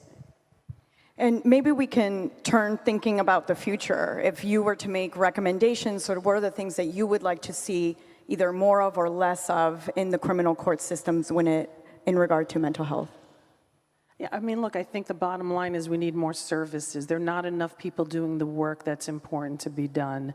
And we need earlier intervention, earlier recognition of distress signals and signs that someone's in trouble.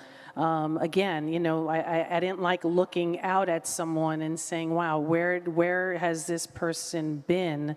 That there's been no one in their life to help them, and now we're at this point, and now it's become a criminal justice issue when it should have been maybe an early childhood or educational issue. So I think more services. I think this idea of not siloing information and bringing in different people and destigmatizing mental health issues, because a lot of people just didn't get the help that they needed because they never wanted to reach out and ask for the help. And families in crisis are very reluctant to say that they need help. And I think conferences like this, educating a community about that it's not shameful, advocating for therapy, destigmatizing it so that we can get people the resources and help that they need are absolutely something that we need to do more of and have more conversations around. And also There are some people that are going to stay in jail. They're going to be incarcerated. Their crimes might be too serious. Their issues might be too severe. Can we get them the help in prison? That's the other issue. Sometimes people would cycle out of prisons and jails and end up in a worse position than they were before they got in because there are no services while they were incarcerated to assist them. And you can do that, and we just need to do more of it to understand that when someone's incarcerated, someone incarcerated for a mental health committed crime is different than another kind of prisoner, and get them the resources that they need while they're in to help them reintegrate into society. Putting someone in prison, giving them no services, and then letting them out 8 months later, 2 years later, 3 years later, without a support system, without a web of support to help them get housing, get a job, get their degrees, we're just setting people up for failure. So I think it's our obligation to make sure that we stop doing that. I would just add to that severely curtailing lengthy sentences, which the U.S. just overuses, and the shorter time we have people in prison, particularly people with mental health condition, the sooner and the faster we can get to alternative approaches. But I'm really hopeful about young people. They just reject what they don't think is right. And the young people that I see working with law students have taught me so much about they're not putting up with diagnostic labels the way we do with and the aggravating and the stigmatization of many mental health conditions, which is still incredibly prevalent in our courts. Even some federal courts even call some mental disabilities aggravating just because someone has them. Absolutely no empathy. So increasing empathy toward mental health conditions and increasing awareness that young people bring, I think it's critical to actually fundamental change of how we handle them in the criminal courts. I think we're going to... I think we're moving to Q&A? Yeah, I think we're moving to Q&A. I think Maria's coming back. Thank you very much for this insightful discussion. So now I would like to kick off the Q&A with a personal question. Are there successful models or programs from other countries that the United States can learn from when it comes to treatment of individuals with mental health conditions who have committed crimes?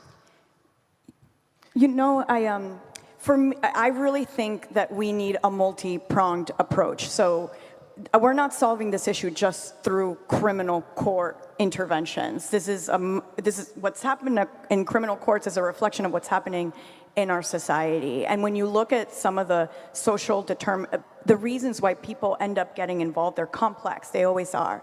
But they include things like housing instability, food instability, poverty, how they get treated in schools, education. So we need a different approach to all of those issues. We have and I know we'll be talking about a housing crisis in New York City, but we have a housing crisis all over our country. So we both need better services broadly in society and better mental health services, and we need reduced incarceration. We need to stop overusing prisons. It does not work. So countries like Sweden and Germany that both have a much lower rate of incarceration than the United States and have much better access to community-based health services, I think would be good models. Yeah, I also think, I mean, I know the United States doesn't like to think they can learn from anybody, but the Netherlands is doing some really interesting work with people that are incarcerated, giving them the services that they need, just that what I was talking about, housing them separately, allowing them to come and go to help that reintegration process, not wearing uniforms even when they're incarcerated, just giving them the tools, putting schools in there so that they can get the tools they need before they're released. You know, too often in the United States, we release people before we give them what they need to succeed. We're just setting people up for failure. The Netherlands is doing a really good job of figuring out how to have people serve sentences and at the same time set them up for success once they're out. And they include the medical community very intensely in that process, which becomes really important, I think. Yes, thank you very much for your answer. It's now time for the question from the audience. So I'm inviting you to raise your hands and the microphone will reach out to you. Yes, you first.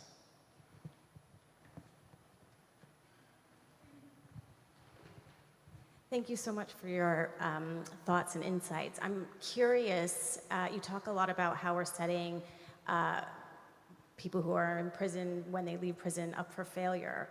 But do you not think that that's also being perpetuated by the private prison system that relies on not giving people the support they need because they're relying on the people going back into the system? And how do you sort of address that and reconcile that with the work that you're doing? Sure. I think yes and. So yes, a private prison system is designed to save costs, maximize efficiency. It is not meant to provide a ton of services that are really expensive. Good mental health treatment is not affordable. It's actually quite complicated. It can take a long time. It can take a lot of money. And so private prisons are not, they're not designed for that. But prisons are also not designed for that.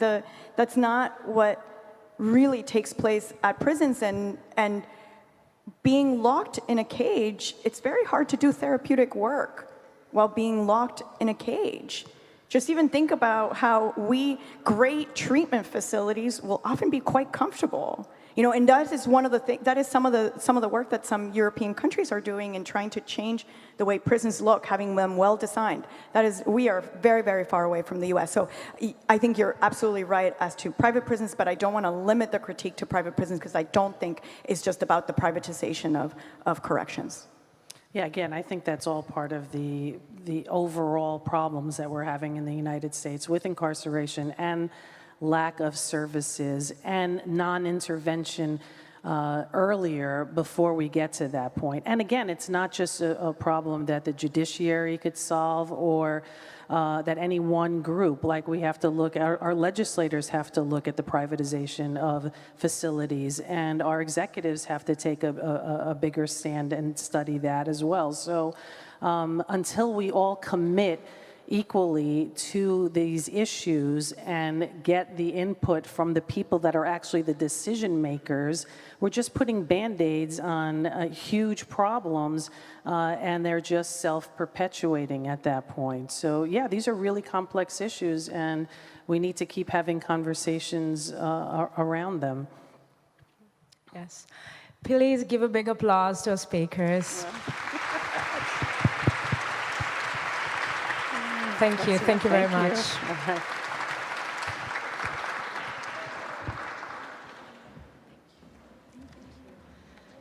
So in the next panel, we will talk into the interconnected issues of mental health, homelessness, and crisis in New York City. We will examine the consequences that in a city that cannot provide affordable housing for its residents and discuss potential solutions. Please join me in welcoming our esteemed panelists to the stage, Michael Kimmelman, architecture critic in New York Times, and Dr. Van Yu, Chief Medical Officer at the Center for Urban Community Services, Janyan Medical Care.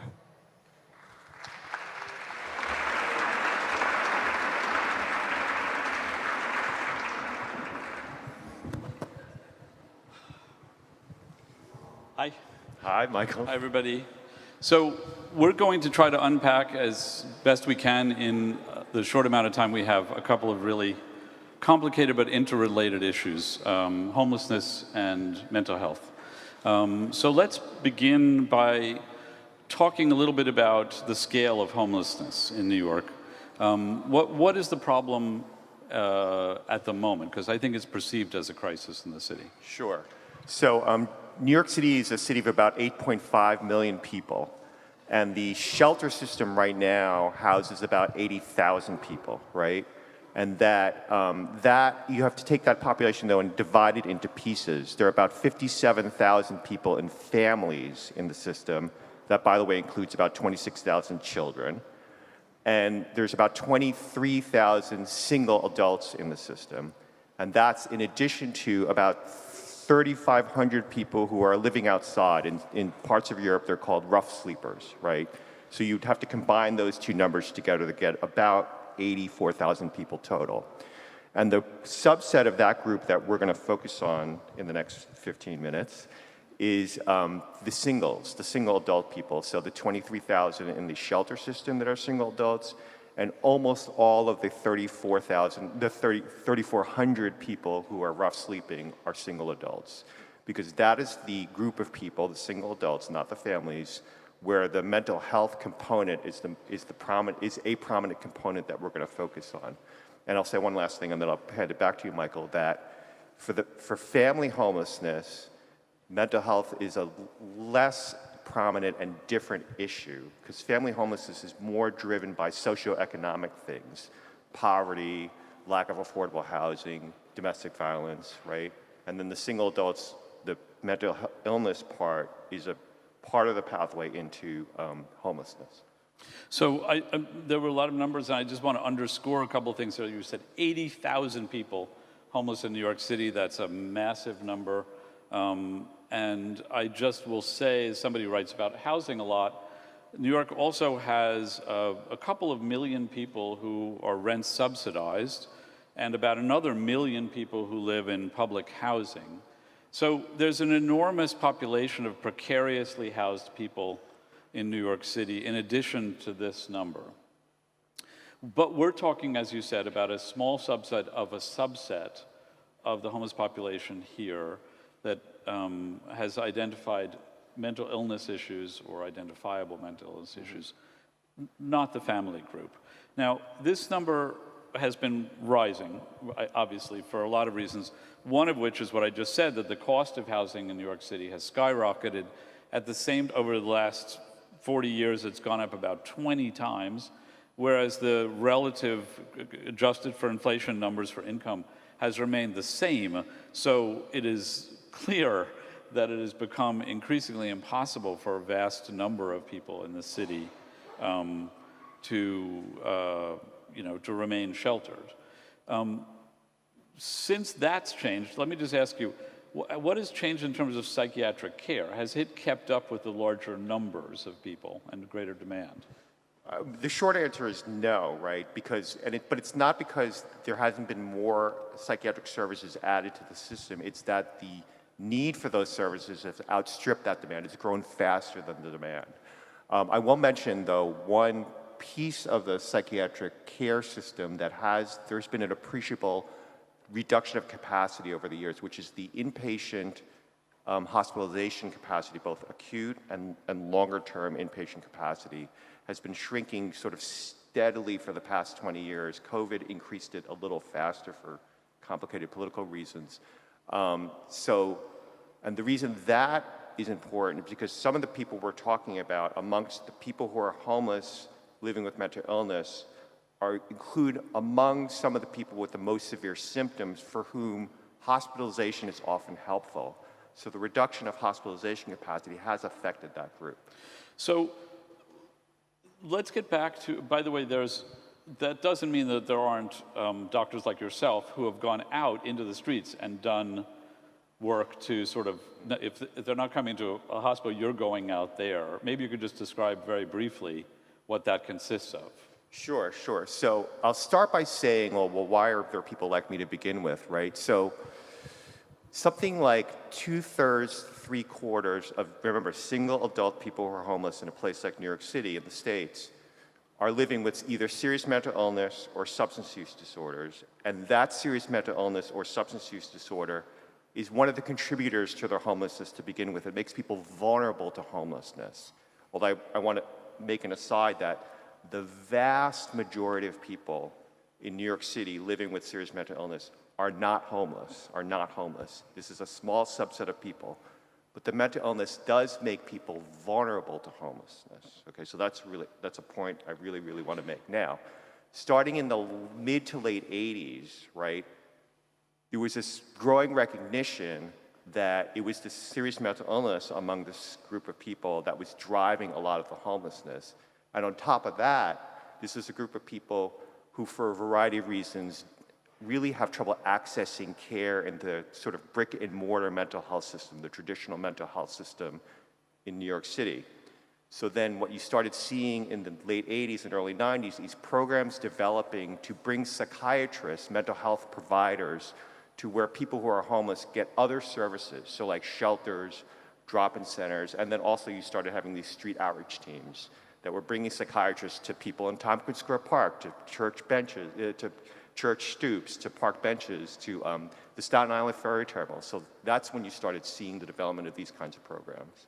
So let me just, you were going back in time. Let's go back a little bit further and just for people here, describe, because I spent more than a year focusing on the roots of homelessness and focusing especially on Houston, a city which has been able to reduce, in Texas, which is able to reduce its homeless count by 2/3, which is quite the opposite of what's happened in New York City. And in doing that, I was looking at some of the roots. New York City has very specific reasons why homelessness has increased, and with it, some of the mental health issues that go along with it.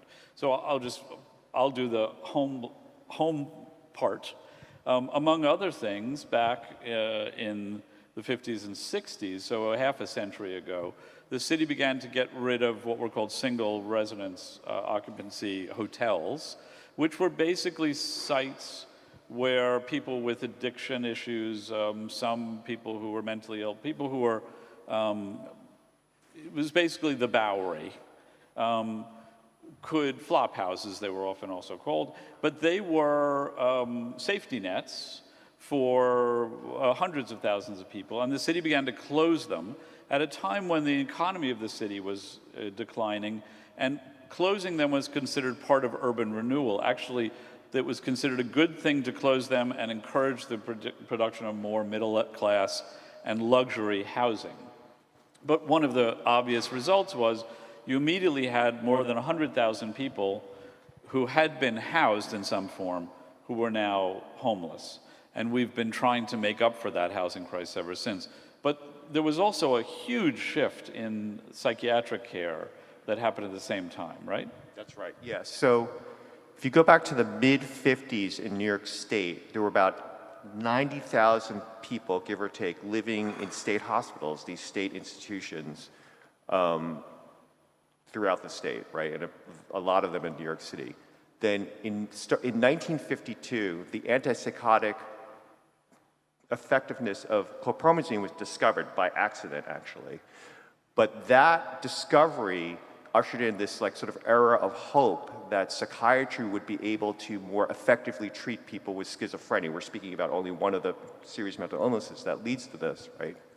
So, and that hope was, people took up that hope. For one thing, people, were very aware of, some especially very highly, salacious stories. Publicized, well-known crises. Right, crises. Scandals, abuses in the state hospital system, right? So there was a group of, there's sort of one group of people who wanted to close state hospitals because of that. And so the promise of being able to treat people as outpatients with the advent of things like chlorpromazine and haloperidol, right? And then also, that was an opportunity for the state government to shift some of the cost of the care for people from the state hospital system, which is paid for by the state, right, to the federal system, right? So the Medicare and Medicaid, those being enacted in 1965 also helped this process along and helped the state shift some of the costs to the feds, because if you discharge someone from a state hospital and they seek care in the community mental health clinic, what are they using to pay for that care? They're using Medicaid, and that's federal, right? So there was this cost shifting that was also encouraging this movement. So fast forward to now, remember I told you there were about 90,000 state hospital beds circa 1955. Now there's 900, right? So the state hospitals were many, many things, but one of the things they were housing, right? And this is the last thing I'll say about this, that now it's not the case that anyone's old enough now to have been discharged from a state hospital, but what you find is that there's a significant portion of especially the single adult people who are homeless. If it were 1955, some portion of those people would be living in state hospitals now. Yeah, I mean, it's a really interesting story, I think, just in a general sense, because it tells the arc of privatization, corporatization. But it's a story of sort of false hopes as well, both on the housing front and obviously on the front of psychotropic medications and treatment. But that number is a really powerful one, 90,000 down to 900. Just as we're talking about a housing crisis in which you're dismissing hundreds of thousands of people who were housed. But we're talking about these two things, and I just want to make sure it's clear why we're tying them together, because they're not the same thing, and we're talking about a small population of homeless, and yet obviously homelessness itself is a challenge for anybody that can lead to mental health issues and addiction issues and so forth. So talk about that for a minute. Why does the public confuse, at least in New York, but not only in California and other places where you have homeless crisis, there's often a confusion between mental health and homelessness, which is stigmatizing to both. Maybe you could talk a little bit about the numbers again to and make this clear. And why does that confusion happen? Yeah, so what's being conflated, I think, is sort of the population of people who are homeless as a whole, and this very small group of really visible people who, I'm going to oversimplify this a little bit, but this very small group of people typically are living with the most severe symptoms that are the most resistant to the care that's being offered people, right? So, and that's who you see when you're like walking down the street, when you're sitting in the subway, right? What you're not seeing is all the people who are living with serious mental illness who are doing fine, right? So I did a little math in my head a couple days ago. So there's 8.5 million New Yorkers, I already said that, right? So my guess is about 170,000 New Yorkers living with schizophrenia. If even every single person who was rough sleeping was living with schizophrenia, which is not the case, right? It's maybe 10 to 15 to 20%. That would mean only 2% of people living with schizophrenia in New York City are homeless, right? So we're talking about a small number of people. And then even amongst people who are homeless, many people who are living with schizophrenia accept the help that's being offered them, right? Remember I told you there's outreach psychiatrists seeing people on park benches, seeing people on stoops, right? Many people accept that care, and that care is very effective and very helpful and helps people engage in the housing process, right? But New York City is doing street outreach now the way it's been doing it since about 2007, right? So I won't get into why it started being a certain way in 2007. Between 2007 and now, this is a little back of the envelope math, we've housed, that outreach operation of the whole city, which I'm a part of, has housed enough people to have wiped out the street homeless population 3 times over, I think, maybe 4, right?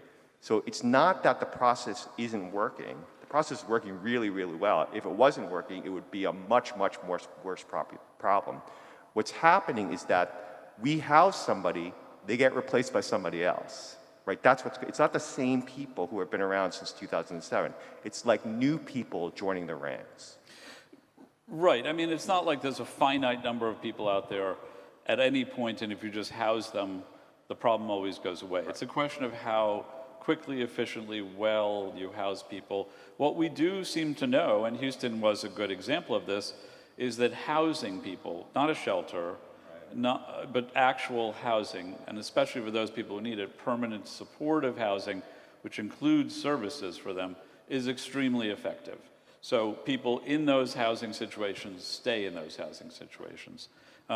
In America, though, there's a lot of controversy now around even that issue. Housing first, which is what the policy is called, although it's proven to work very well, has now become yet another divider between right and left, with the right now arguing that people should sort of deal with their addiction and other problems before they're allowed to get housing.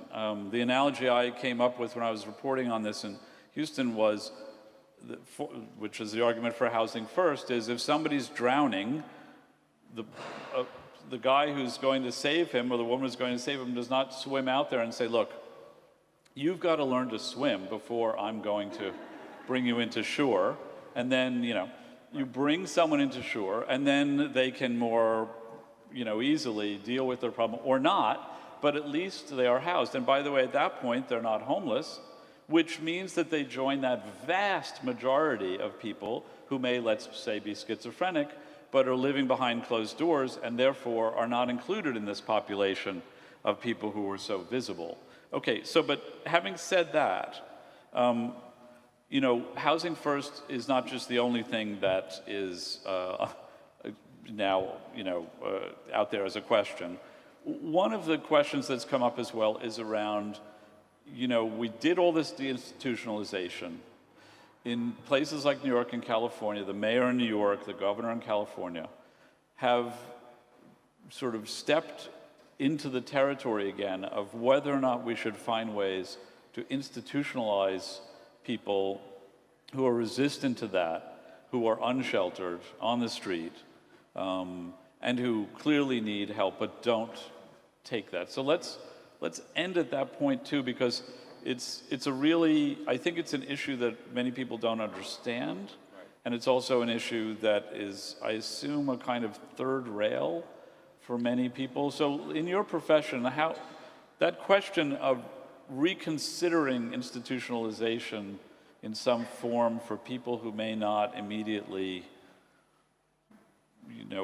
take to it. I don't even know how to put it. What's the state of that in your profession and your own feelings about it? Yeah, so that conversation, it is really a third rail, and it's a conversation that is actually not really being had. People are sort of skirting around it, right? So let me just say it very quickly. It's a small group of people who have been offered help. They've been offered care, they've been offered housing. Like, we know every person who's sleeping outside in New York City. We know all these people. They've been offered things. They're declining those offers. Many of them, it's because it's a symptom of their mental illness, right? One of the symptoms of certain mental illnesses is the denial of the mental illness to begin with. Well, I'm not mentally ill, why would I accept her help? Okay, so that group of people, the conversation we're really, in my opinion, not really having is what are we going to do with that group of people? One of the possible answers is some kind of involuntary something, involuntary treatment, involuntary institutionalization, involuntary housing. That's a hard conversation to have. I don't know what I think about that, right? But that's the third real conversation. Well, let me help you with that just a little bit, because there are people who just want to live on the street, and who the overwhelming majority of those people are taking care of themselves. They're quiet. They're not actually trying necessarily to be seen. There's a subset of that who often, a tiny subset of that, who are the ones making headlines, driving the news, and driving the political conversation. And that comes from acts of violence.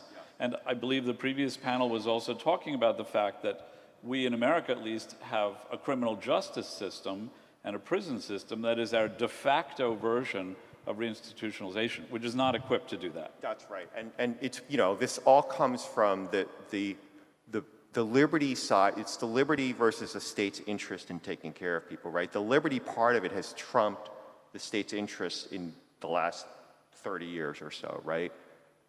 That's the conversation we need to have. Like, should we swing it back in some way or not? And again, I'm a little agnostic about that. It's a philosophical question too. But until that conversation's had, it's that little group of people, we're not gonna find the end of that, right?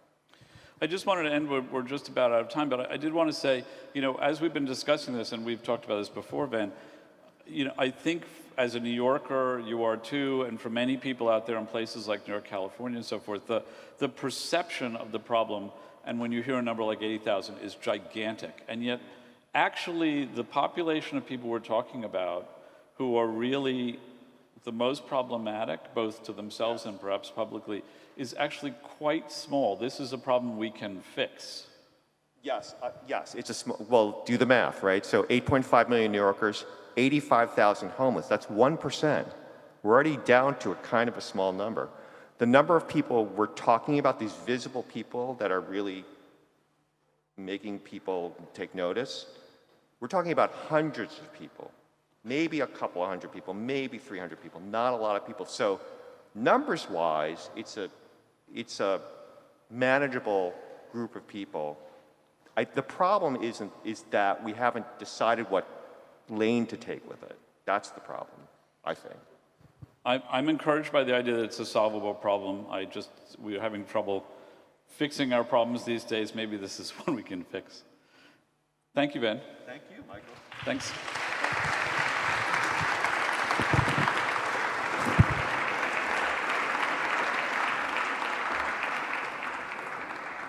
Thank you to our previous panelists, and I am Rosha, and now we'll be moving on to our next session.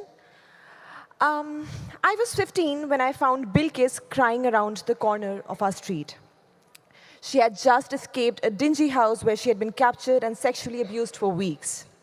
Bilkis, like millions of children and women in the world, was a victim of human trafficking. Sex trafficking is one of the most organized crimes in the world.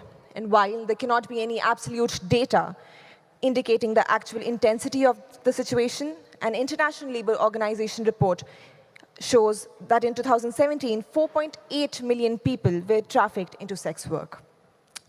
Despite the magnitude of the problem, the state of victims of sexual exploitation is seldom discussed by the mainstream. Having said that, it is today with extreme pleasure that I invite Dr. Sunitha Krishnan to address us on the mental health of victims and survivors of sex trafficking. Dr. Krishnan is co-founder of Prajvala, Asia's largest institution combating commercial sexual exploitation. Ma'am, you're an inspiration to me and a number of girls who aspire to make a change. Over to you.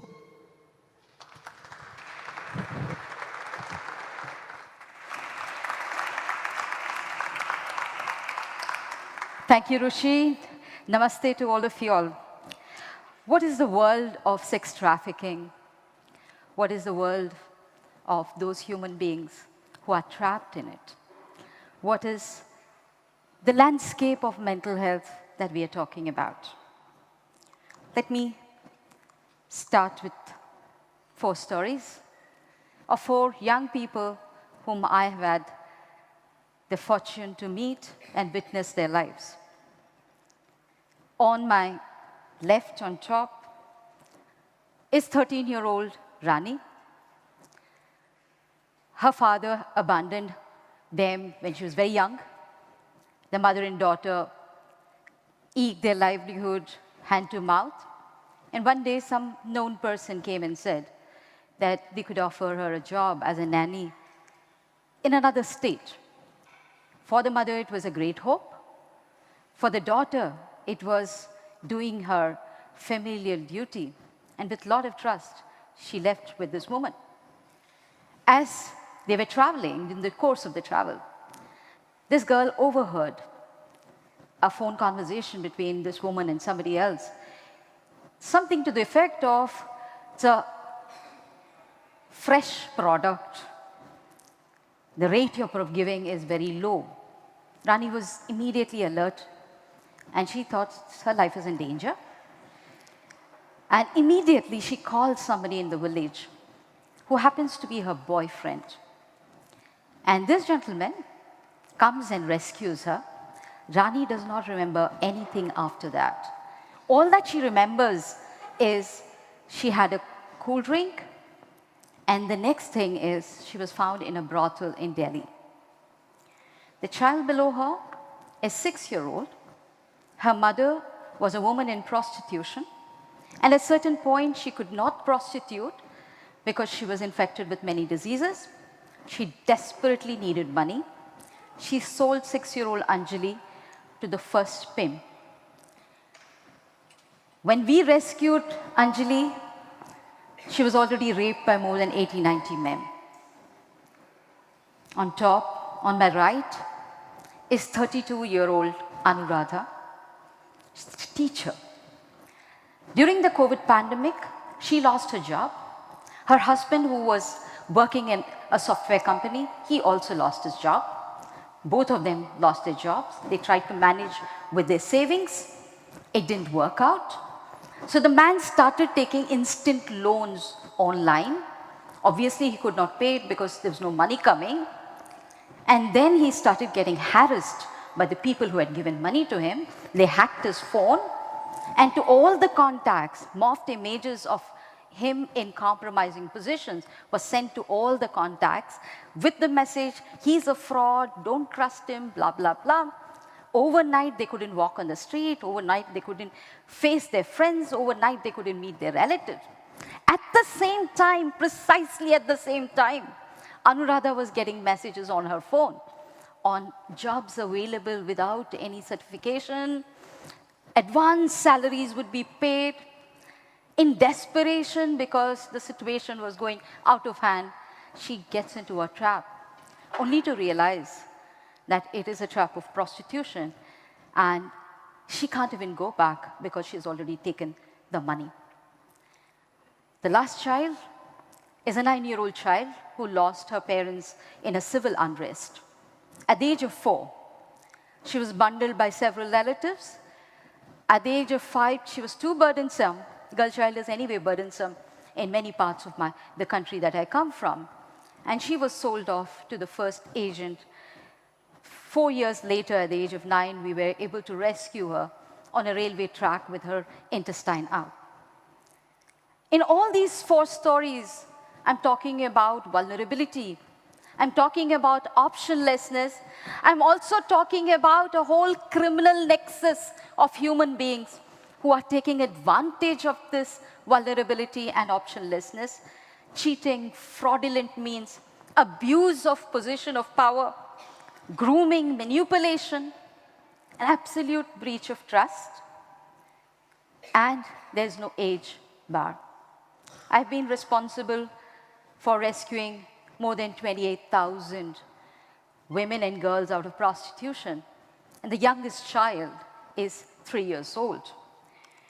If the journey starts from there, what is the world of sex trafficking that we know of? It is a world where the business model is of selling sexual services, where most of the victims, 100% of the victims, only come and realize in the destination that there is no job, there is no love, there is no marriage, there is no modeling, there is no film role, there is no nanny, there is nothing. You have to sleep with 10 or 15 men a day. A different layer of slavery, a different layer of exploitation, which is built on threat and intimidation, which is not a fantasy. It's a real threat. It's a real intimidation. This young woman who said, no, I don't want to do this, they threw acid on her face. The other woman said no, and they couldn't handle it at all. They killed her there. The picture that we got from a girl's mobile phone. So the threat and intimidation that each of the victims go through is not something which is imaginary. It is very tangible. It is very permanent. And the fact that the trafficker knows from where the child has come, or where the woman has come from, or where the girl has come from, makes it far, far more intimidating. And then starts the whole ordeal of what selling sex when you're forced into it starts. Where your body is battered by criminal elements who believe that your body has to generate revenue for them. You like it, you don't like it, you have to sleep with that many number of people so that the revenue model continues. You have clients, customers, buyers who think, I have paid 500 rupees, 100 euros for this body, I can do what I want. It's a 3-year-old child, it's a 5-year-old child, it's a 10-year-old child. They don't care a damn. They have paid for the body and they have to get the services. If that is what is being battered from outside, internally the victim is going through a battle to survive in this exploitation. She uses alcohol, she takes substance abuse, drugs, kerosene, petrol, Benadryl, anything and everything to keep her sane in this world of exploitation. Combined with getting all kinds of infections, diseases, HIV, AIDS. So when we talk about sex trafficking, we are talking about human beings whose body, mind, and soul is broken. We are also talking about human beings who are forced to normalize that experience of being exploited. We're talking about human beings who lose trust in themselves, the state, the system, any other human being, because they have no sense of their own identity.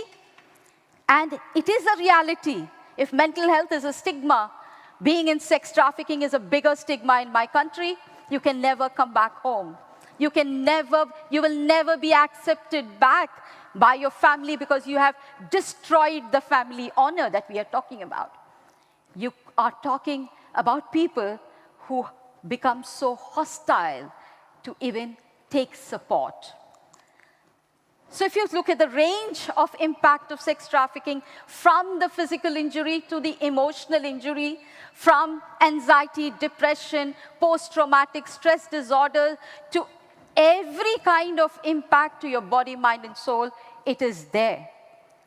But as I say this, a whole world of sex traffic victims, when they're removed from that place of exploitation, lose even the basic meaning of life. Life has no meaning at all. This small pieces of iron and metal was something that a 9-year-old victim kept poking into her body and had to be surgically removed at least 8 times. She wanted to hurt herself so much because flashback memories of what she went through was so difficult for her to live it. I want to pause here for a minute before I start on what is healing in this world of brokenness.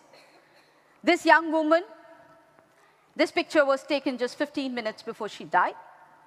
She was 13 when her brother-in-law sold her to a brothel in India.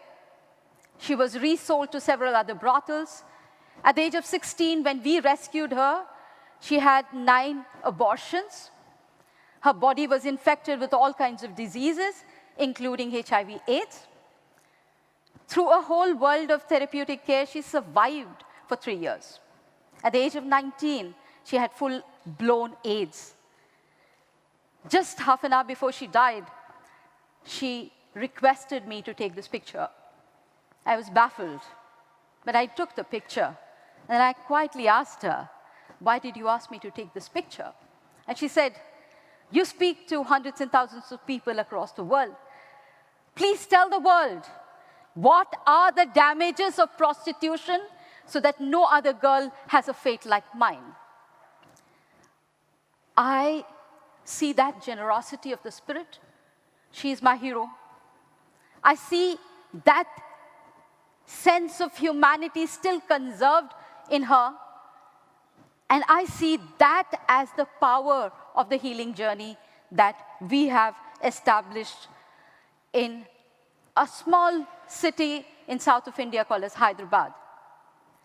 Prajwala, the organization that I run, has set up one of the largest therapeutic communities, which follows a trauma-informed approach that recognizes that victims that we are removing from the place of exploitation might have normalized the experience of being exploited, might have become, subjected to Stockholm Syndrome, where they are more, loyal to the trafficker than to us, and are absolutely hostile to my provision of service or care or compassion.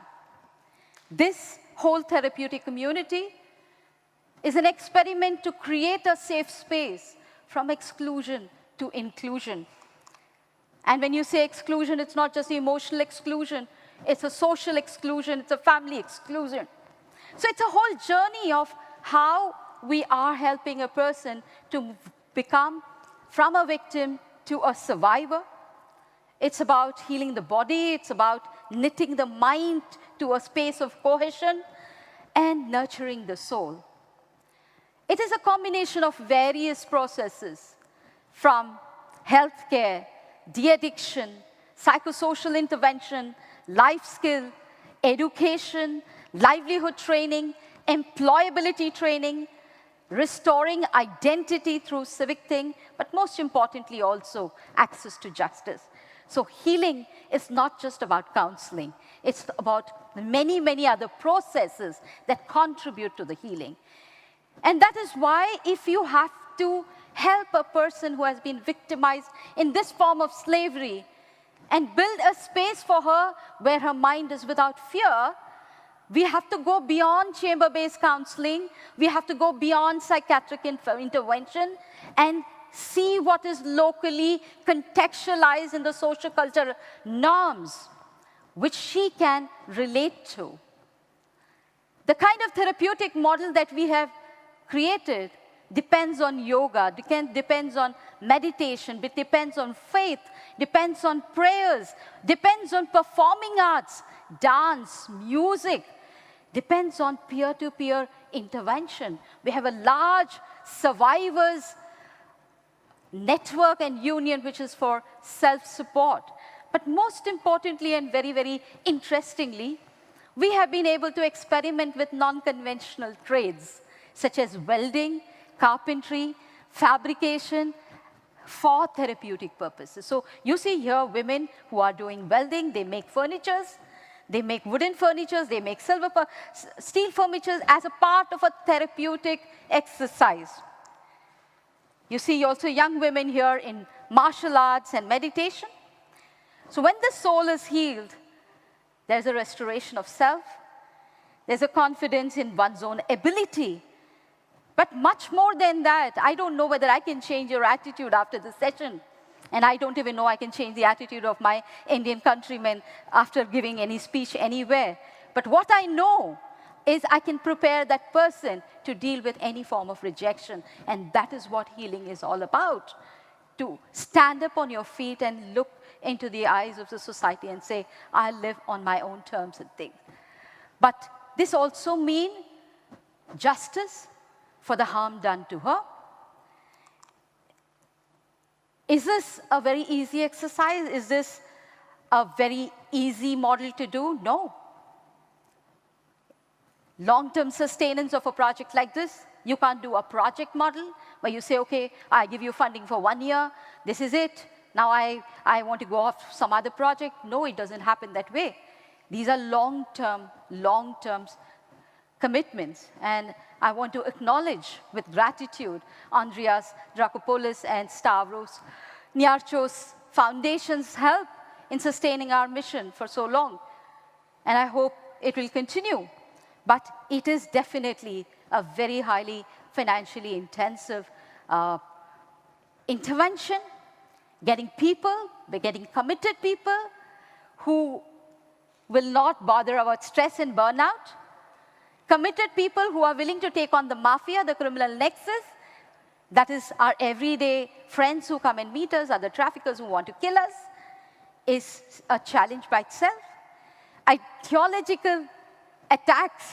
There's a whole world of people out there who say, why are you opposing prostitution?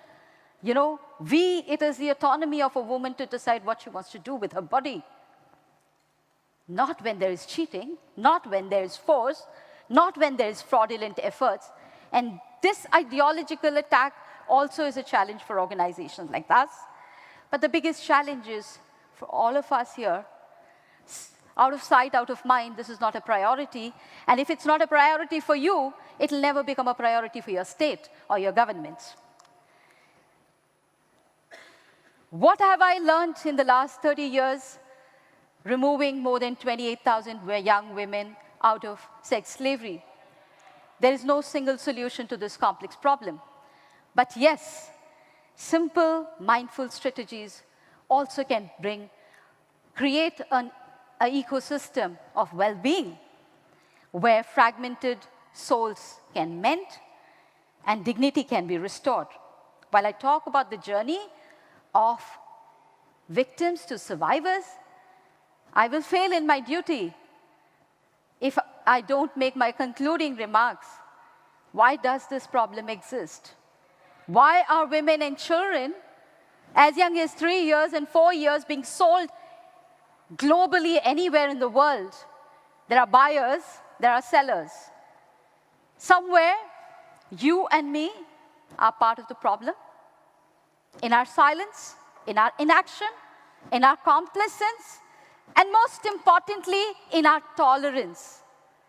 The day all of us take a collective pledge that we will create a zero-tolerance society to any form of violence, any form of slavery, the day we all of us pledge that one of us or one among us will not be the reason for a girl child to be sold or bought anywhere, that is the day the world will become a safer place for all of us.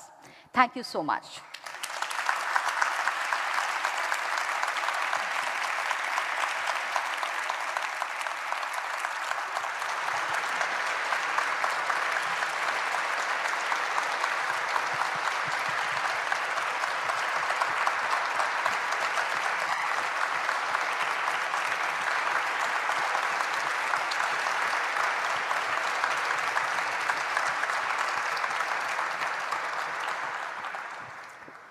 Well, first of all, thank you, not only for your talk, but for your work and everything.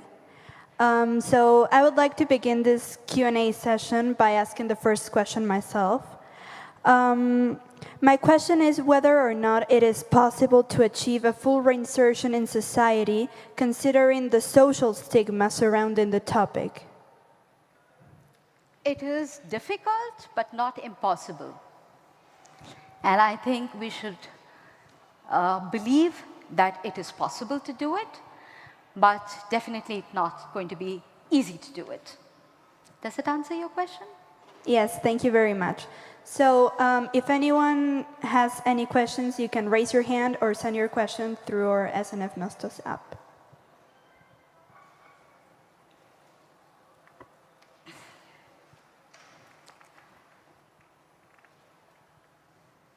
Thank you.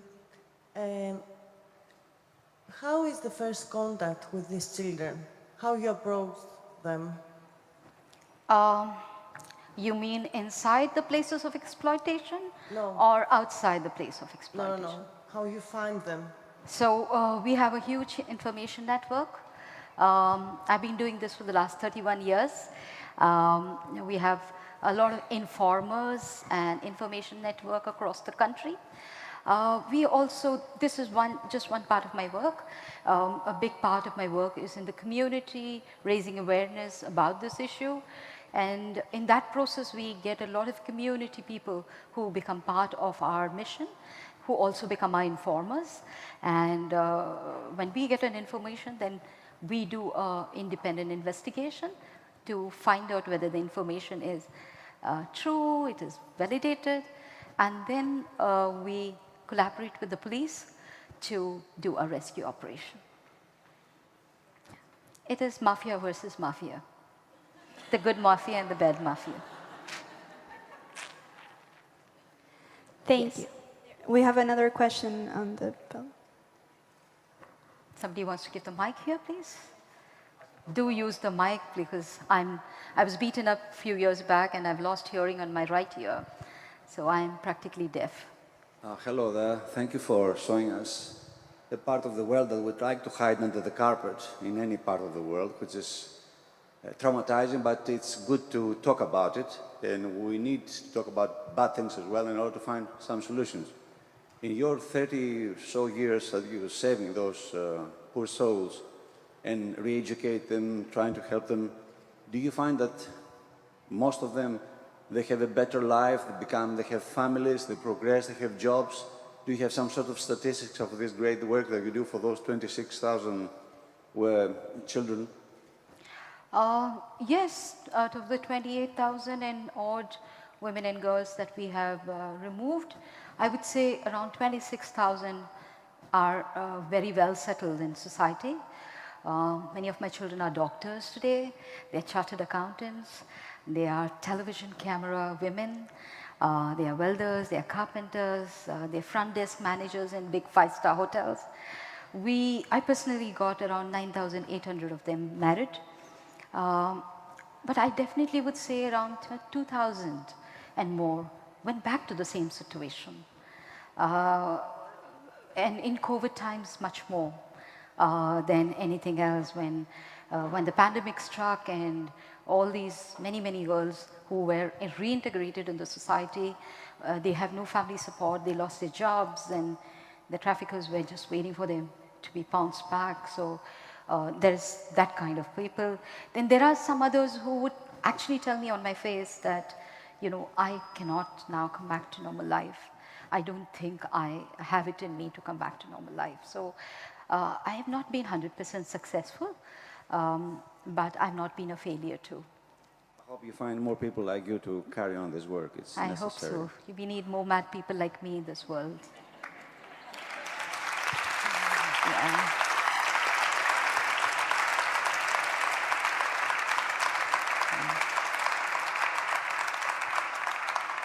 Well, thank you so much for your insights. Dr. Krishnan is actually also part of the upcoming panel, so we just need a minute to set the stage, please. Thank you.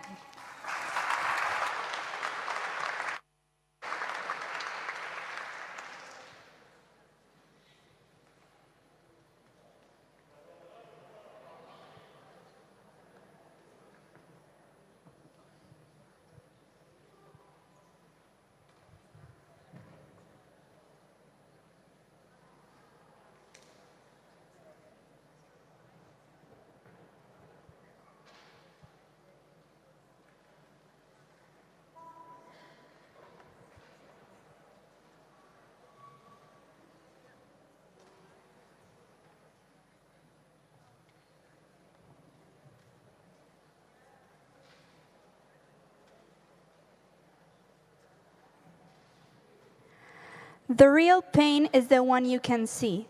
This is one example of the many ways religion and culture have gotten in the way of mental health throughout the years. At least in my culture, seeking help or even admitting you need it, it's completely unacceptable. And I know this does not only happen in the Latin American culture. This should not happen, but it is hard enough to seek help as it is. It is even harder to ask someone to turn their back on their religion or on their culture to do so. That's why our next panel will discuss the need to rethink the dominance of the biomedical model of mental health care and the role of religious and indigenous practices. So please join me on welcoming our guests. Mike Nikonchuk, Program Lead at the Wend Collective.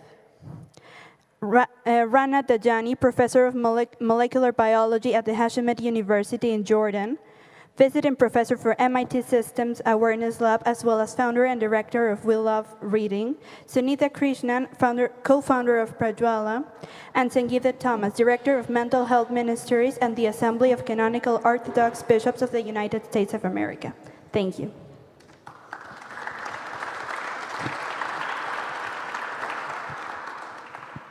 Thank you very much. Friday afternoon and evening, and this is one of the last panels. I personally appreciate all of your effort and attention being here. This is a really distinguished group of folks that are on this stage with me. I feel very honored.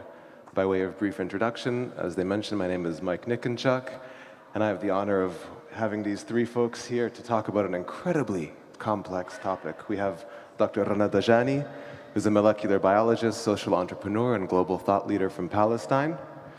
As mentioned, she's a visiting professor at MIT and a Moore-CL Fellow. She's been recognized as a Fulbright Fellow, Eisenhower Fellow, Ashoka Fellow, and named one of the most 100 influential Arab women by Arabian Business. She's also a tireless supporter of building indigenous research capabilities in the developing world and mentoring younger folks, particularly women scholars in the STEM fields. We also have Sangeeta Thomas, Director of Mental Health Ministries at the American Assembly of Canonical Orthodox Bishops of the United States. That's a mouthful. Sangeeta is also a licensed counselor and sits at an interesting intersection of working directly with faith leadership and also maintaining clinical practice. In addition to managing the National Needs Assessment and Directory of Mental Health Professionals, she's coordinated the development and launch of a crisis response training program called Peace of Mind, which equips clergy and lay ministry leaders in mental health first aid and in orthodox bridging, which she'll talk a bit about, I'm sure. As a psychotherapist, Sangeeta works with adults of diverse backgrounds who are healing from trauma, exploring multiracial identity and intergenerational trauma as children of immigrants, or learning how to integrate their faith more broadly in their identity. And of course, we have Sunitha Krishnan, who, what do we say about you, Sunitha, after that fantastic and incredibly beautiful but dark and complex presentation that raises many important questions and should have convicted everyone in earshot and in the entire city. Sunitha is a force to be reckoned with and is the founder of Prajwala, which is Asia's largest institution combating commercial sexual exploitation. Since 1996, she's rescued more than 26,000 young girls and women who have been victims of sex trafficking across 12 countries, and has provided all sorts of rehabilitation services for them. She received India's 4th highest civilian honor and is recognized as among the 150 fearless women in the world by Newsweek, as you deserve.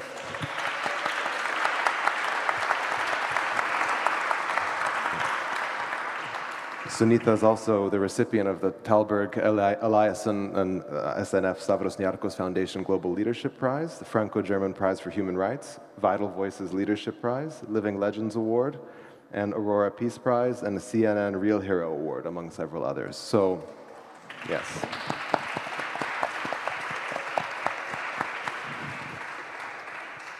I remember reading as a child the words of someone who I think everyone in this room has heard of, Jesus. At least the Greeks, I'm sure, have heard of him.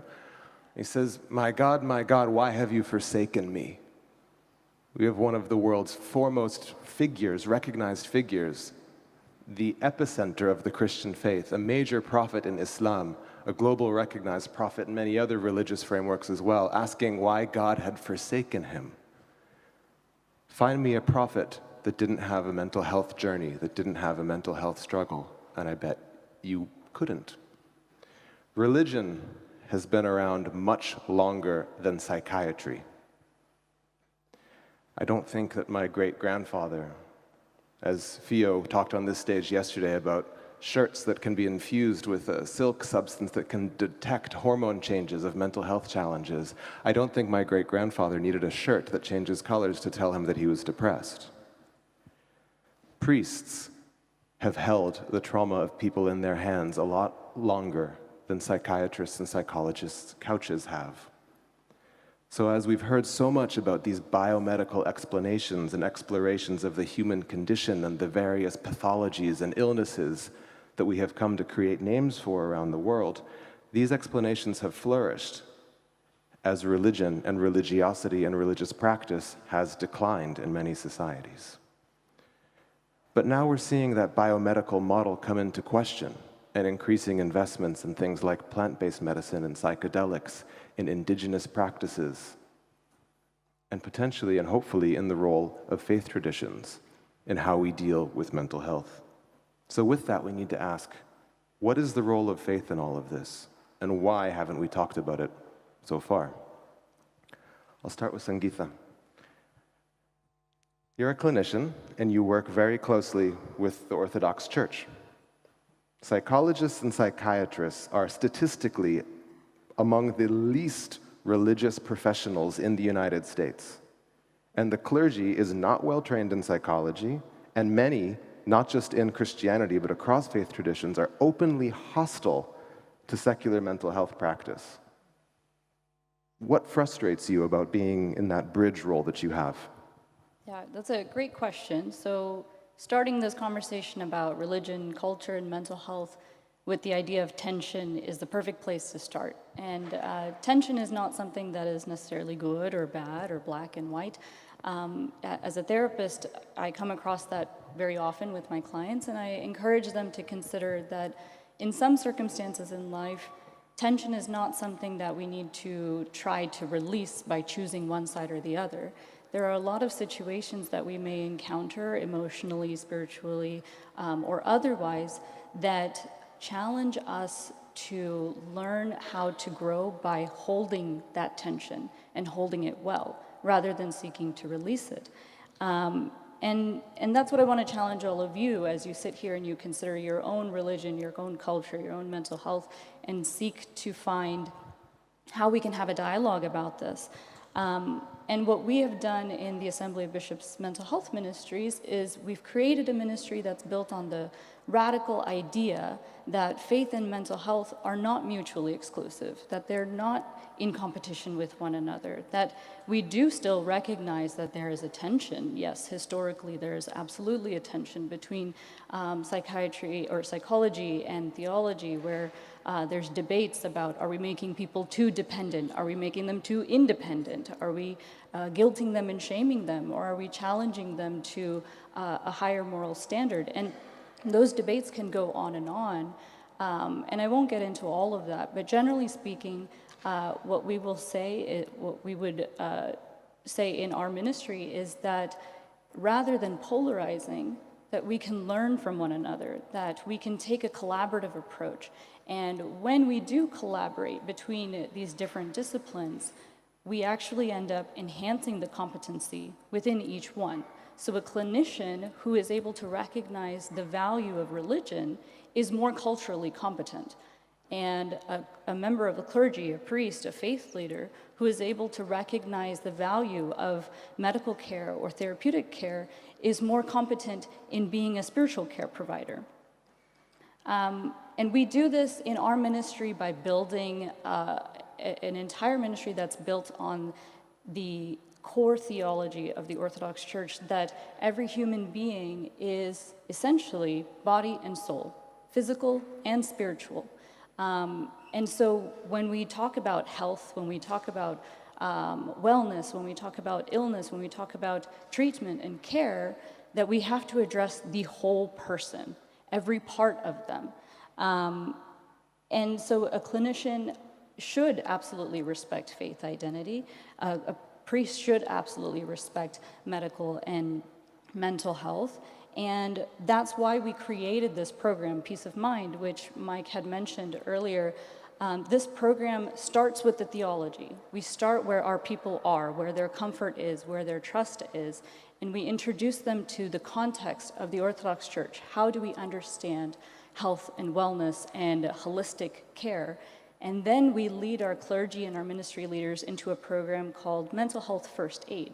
And it teaches them how to identify the signs, the symptoms at a very, very basic level of mental health crises, substance use crises, just how to identify it and how to recognize it so that a clergy member or a priest or any faith leader, for that matter, when they are providing pastoral care or they're providing confession or they're even going to a house, which is very common in the Orthodox Church, to go and care for the people in their own homes, that they would be able to recognize, oh, this is a mental health concern, and then to refer responsibly and encourage them to seek higher level care through medical professionals. And this is actually quite related to last night. Former President Barack Obama had spoken about the road to democracy being very slow, and that it takes a lot of time and a lot of effort to sit down with someone who believes something different and try to find a common ground. So yes, is it frustrating? Absolutely, because it's slow. But it's so worth it, and it's much better to go about it this way than to polarize and get caught up in that tension. And I love the optimism, but I'm going to push you a little bit on that. Sure. So religious groups, and especially religious leadership, have also perpetrated and caused the trauma of thousands of people around the world, including various leaders of various churches. I'm not saying Orthodox, Catholic, Evangelical. I'm sure offenders abound, including church leadership who has perpetrated and covered up the rape of thousands, if not hundreds of thousands of boys and children of, it's an agendered phenomenon here. So at the same time, why should anyone take the churches and church leadership's stance on mental health or even role in mental health care with any grain of seriousness? Absolutely. Great question.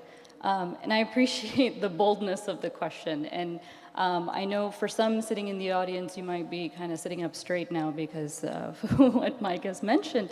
But these are the things that we should be talking about. If we shy away from them and we pretend like they didn't happen, it actually makes the situation far worse. To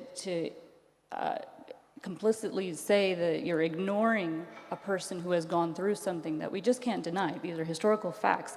Whether they're contemporary or anybody who's gone through any kind of world history class knows that there is a long history of religion being weaponized and wars being started in the name of God. And so that is something we have to acknowledge and be aware of.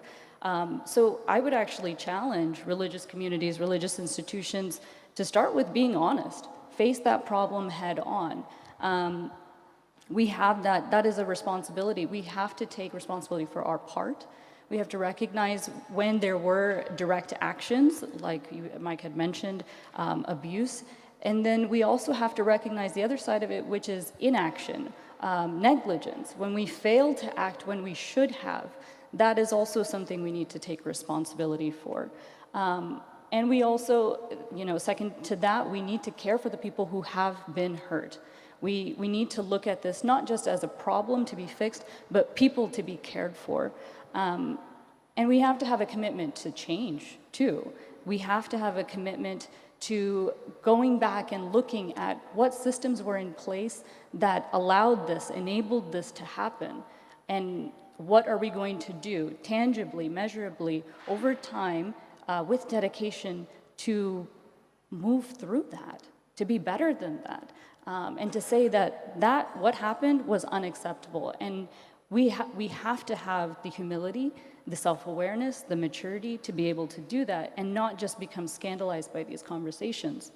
And in psychotherapy, this is, and you're aware, Mike, as a clinician as well, that we call this rupture and repair. So this is what I mean by collaborating between disciplines, that we can learn methods of repairing relationships through the clinical world and even apply them to the pastoral care world. So in every healthy relationship, there are ruptures. There are things where you have arguments between parents and children, husband and wife, friends, siblings, whatever.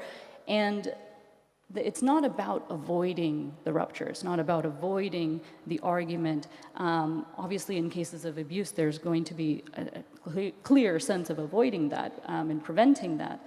But there are also going to be things like stigmatizing language, right? That reflects that there is maybe a personal bias. Maybe there is shame in the culture. We have to take responsibility for the rupture. We have to look at it straight on and then make our amends for it, work towards change, and say we need to do something different.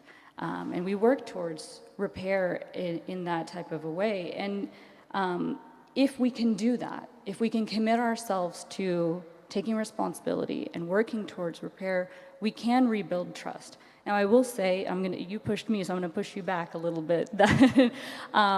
For non-religious groups, this question also challenges you to realize that religious individuals are statistically more likely to go to a religious leader or faith leader or someone in their own community because of the trust that is there. So for them, we are the first responders.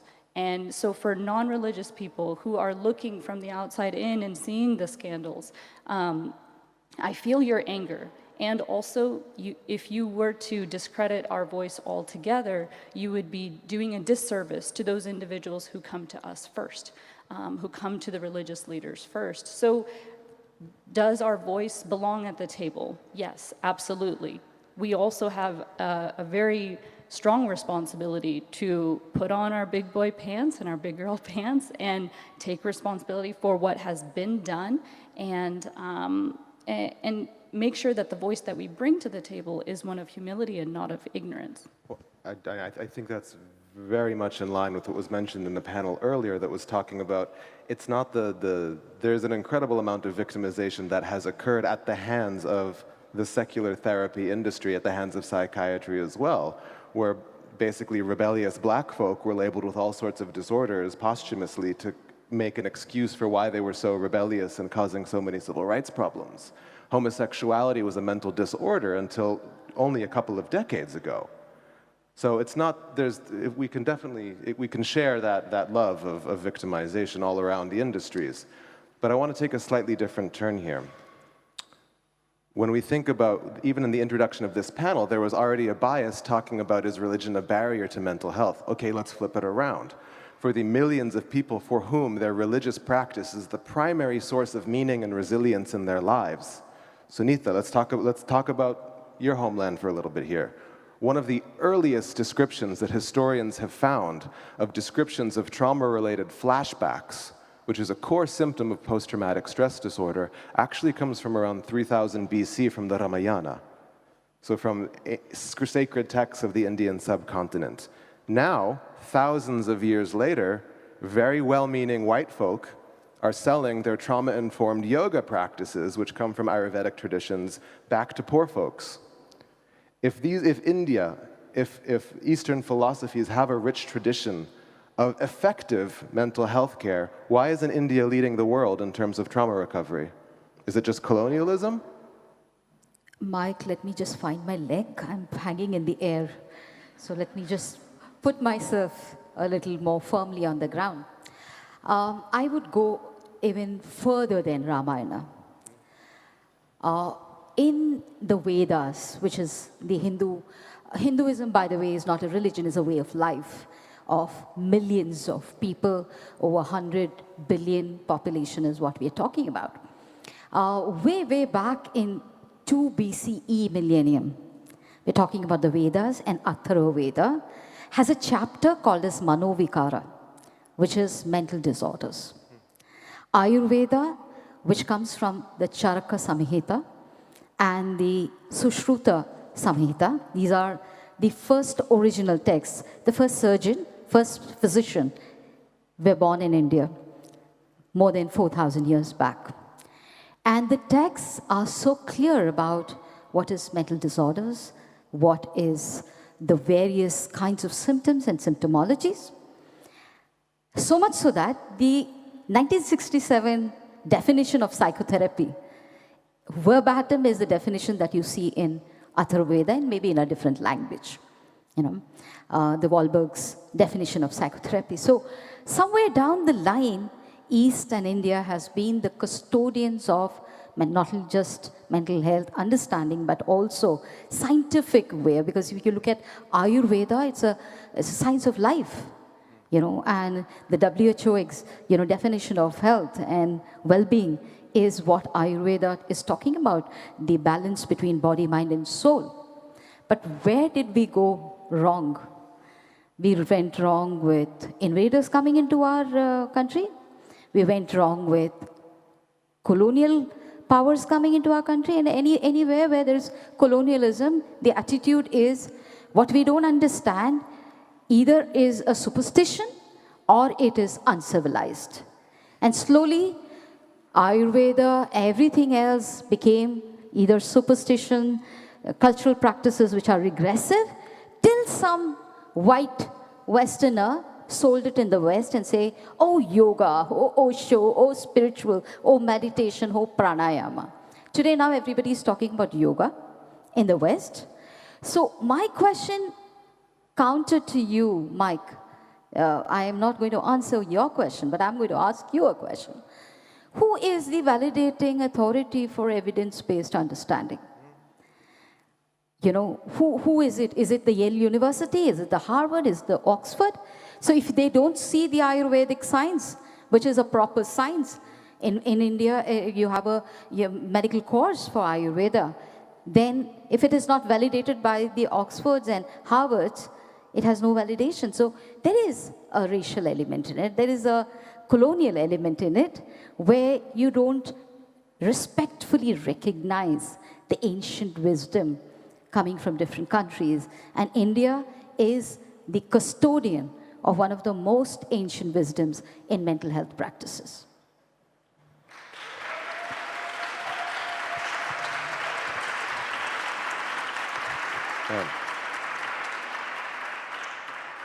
And Rana, you've been in the business of taking hair samples from traumatized Muslim folks and then publishing your findings for consumption by white rich folks in English. So let's talk about data for a second, based on Sunitha's point. The arbiters of data, the generation, the West finds so much data and evidence for the things that they're looking for. Like if I'm looking for my keys where the spotlight is shining, I'm not looking in the dark, am I? I'm just looking in the place where I'm shining the light. So the generation and acceptance of evidence is largely controlled by the West, and it's in English, and it's for pay. And it focuses on secular practice or kind of sexy plants that we find in the Amazon that aren't quite religious, so they're fundable by federal funds to research them. So help me understand, what's the hesitance of evaluating the way that you pray when you're doing most of the same postures that Sunitha's talking about with her yoga? That's a very important question. And actually, as a scientist, when you, the hallmark of a scientist is that you make observations and then you try to understand the observations. Unfortunately, science, which should be neutral and should be objective, when anything related to religion is an observation, suddenly it's neglected, it's swept under the carpet, and it doesn't exist, which to me is mind-blowing, because it's so hypocritical that you want to be a scientist, but there are certain things you stop being a scientist. And I remember I engaged with a number of scientists when I'm a molecular biologist, so I work in proteins and genes, which have nothing to do with religion. They're just, you measure a concentration of a chemical. So when I was invited, where I work on biomarkers, as you mentioned, trying to understand how impacts of trauma impact not just our behavior, but also our physiology, and then our DNA. And so I got thrown into the whole mental health field, and I started questioning why, when we start measuring these things, how do we claim that how we behave is just, through a self-report is enough to explain what's happening in our bodies, because our behavior is so complex. And when we start asking those questions in interviews, faith immediately is brought up. That's how I cope. If I'm upset, I wake up in the morning before dawn and I pray. When I go to the mosque on Friday, we're a whole group of people, we pray together. When we fast together, and these are methods of coping with everyday things, in addition to extreme trauma that a refugee will go through, or a multiple displacement or immigration will go through. But those are denied because they don't hold legitimacy. And so how do we, and not just denied by the scientists, but even if they come up in the surveys or in the interviews, they're brushed away. You don't find a paper talking about how faith boosted somebody's mental health. We recently published a paper talking about COVID, religion, and Islam. Why don't we invoke religion to help us spread good practices for COVID? Drawing upon our history, similar to what you said, that in the Muslim civilization, which was not about just being Muslim, you had Jews, you had Christians, you had Hindu, you had multiple religions living under this civilization, and the prime example is Spain. And people, there was mental health hospitals, as Sunitha explained, this is something that is dealt with, it has a physiological reason, it's respected, the concept of quarantine came from there. So why don't I use that same premise and history to help people have identity and agency, as well as to pick up these good practices and start doing them instead of complaining that why don't people pick up good practices. But in addition to that, people themselves, because today, people are going to say, but today is different, right? We're living modern day today. The challenges we face are different. Yes, but the way we tackle our challenges is by co-creating within a community solutions to deal with the problems we face. But unfortunately, many of these solutions come from the West, global north to global south if you want, although I hate these terms, and probably one call is to change all this terminology, because what you say reflects how you think. So if we're using those words, we're propagating that feeling among people of the global south of victimization, that you are ignorant, you don't know. And so people stop trusting themselves, trusting their religion, and then they're lost. They don't have anything else to go to. And so why can't we reclaim that and think up of new ways of dealing with trauma that we draw from our religion, our basic faith? And by the way, religion is based on shared universal values of doing good, of taking care of your neighbor, of not lying, of being empathetic and altruistic. This is shared. We find it in different ways, but ultimately these are shared. So why don't we draw upon hundreds of thousands years of evolution that made us social creatures? Right? We're social. And unfortunately, one of the challenges of modernity is that the West is becoming more individual, and less community, and that causes a lot of mental health problems. While in our communities we have a lot of social, and yet we are not allowed to practice it because then we would appear as if we're not civilized enough. Or in severe cases, when we work with Syrian refugees, if you ask them, how do you deal with your mental health? They're not going to tell you, I pray every morning, because they're scared you're going to tell them they're a terrorist. And also all these misconceptions about religion, when you have like Islam, 1.7 billion Muslims in the world, how many of them do something wrong? And this is in every religion, even secularism, which is a religion on its own. So we need to trust each other. And I think there's a problem of lack of trust in people to save themselves and come up with solutions. Again, the blaming is easy, Rana, and I think that one of the ways that if you ask Syrian refugees how they cope with their mental health is by getting on a boat to Greece and then sinking. That's how some folks are trying to cope with what they're dealing with day in and day out, with the excessive trauma that they've lived through for generations. But at the same time, if there's such a rich historical legacy of effective mental health care at the Diyar al-Shifa. So Dar al-Shifa is the Arabic word for what was in Andalusia in Spain, these houses of healing, Dar al-Shifa, house of healing.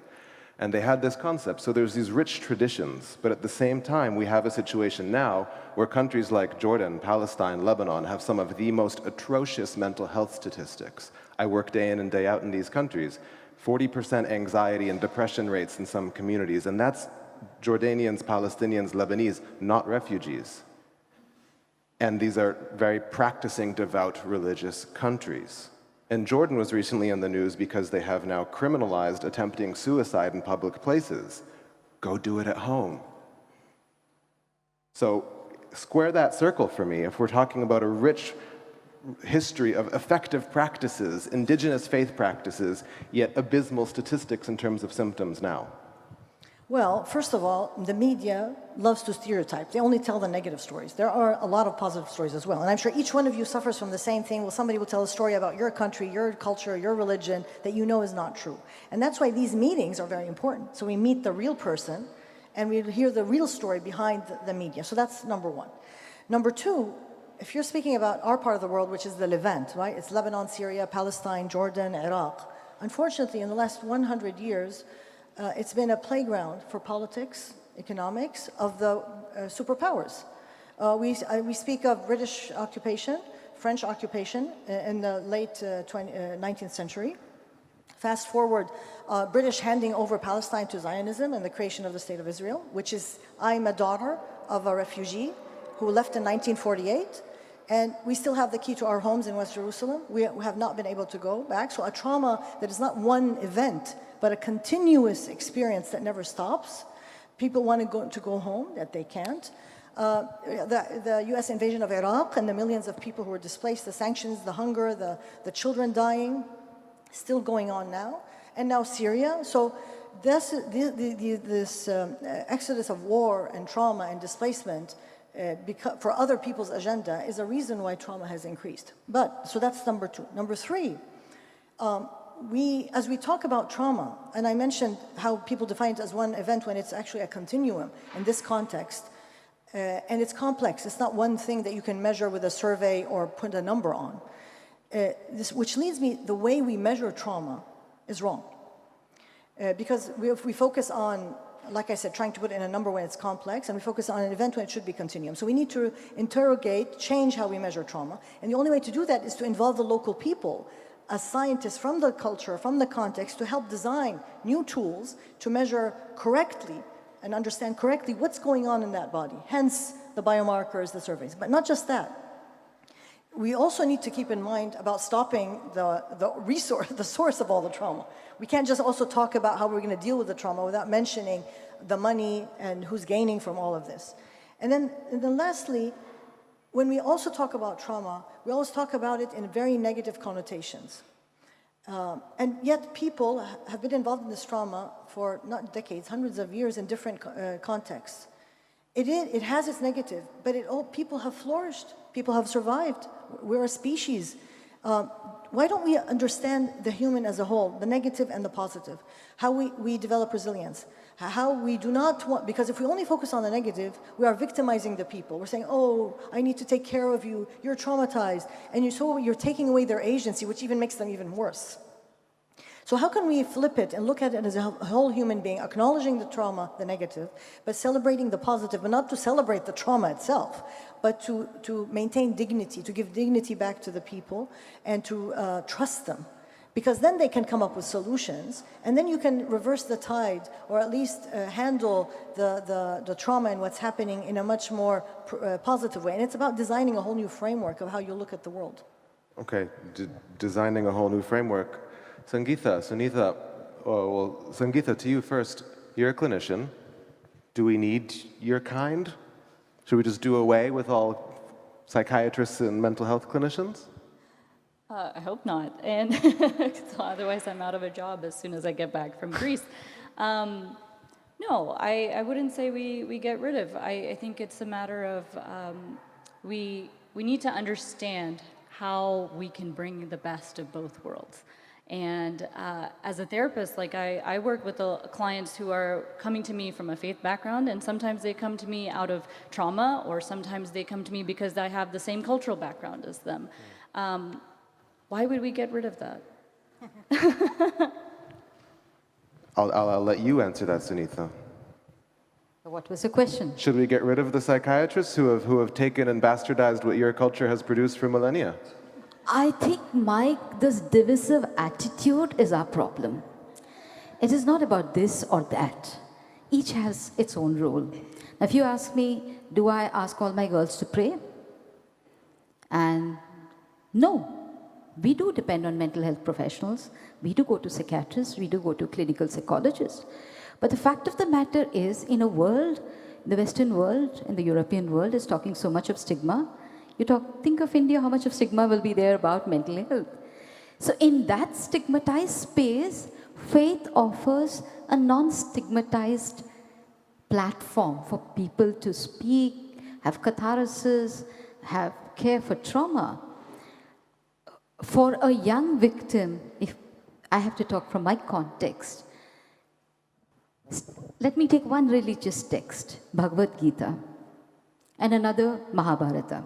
Mahabharata, if it is a text of psychopathology, Bhagavad Gita in the 18 chapters is 18 techniques of psychotherapy.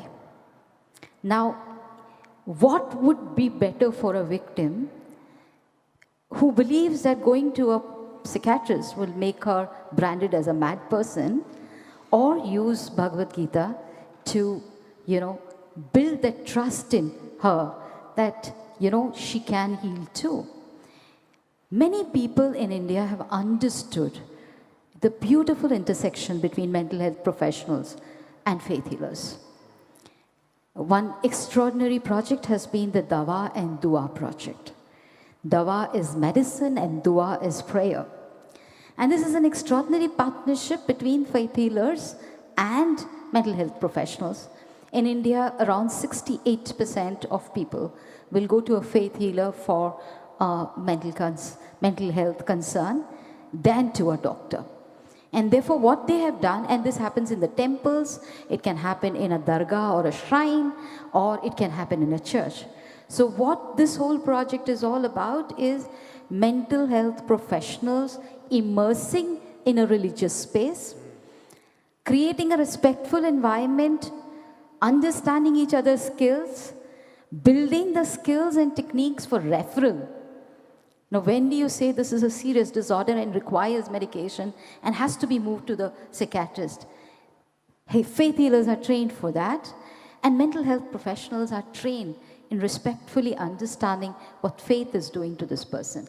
I think that is the kind of respectful environment of collaboration and intersection that we need to bring in, instead of talking about this or that. There is good in this and there is good in this. Religion can be exploitative too. So how do we minimize through a professional collaborative approach is what we should be looking from a solution-based angle. Thank you. And I want us to be invited back again, so I think I will end the controversial questions and answers here, and we have some time left for maybe 1 or 2 questions from, oh, we have some folks already standing up. So 1 or 2 questions from the audience, if possible. I will use my microphone, if someone can just help me hand this around.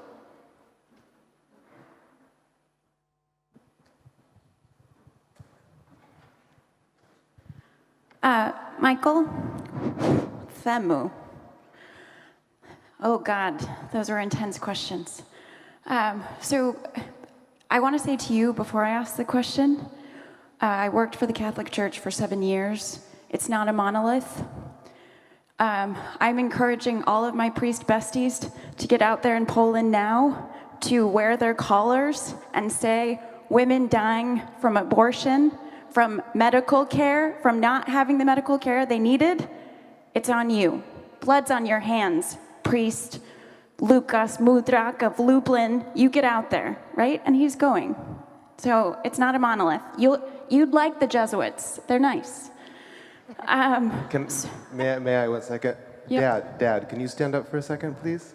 My father was an evangelical missionary for many, many years. Okay. And I grew up in a very, very evangelical home. Okay, good. And it was deeply traumatizing and the most beautiful, rich, values and giving childhood that I could have asked for. So you get me. Yes. I worked for the church for 7 years.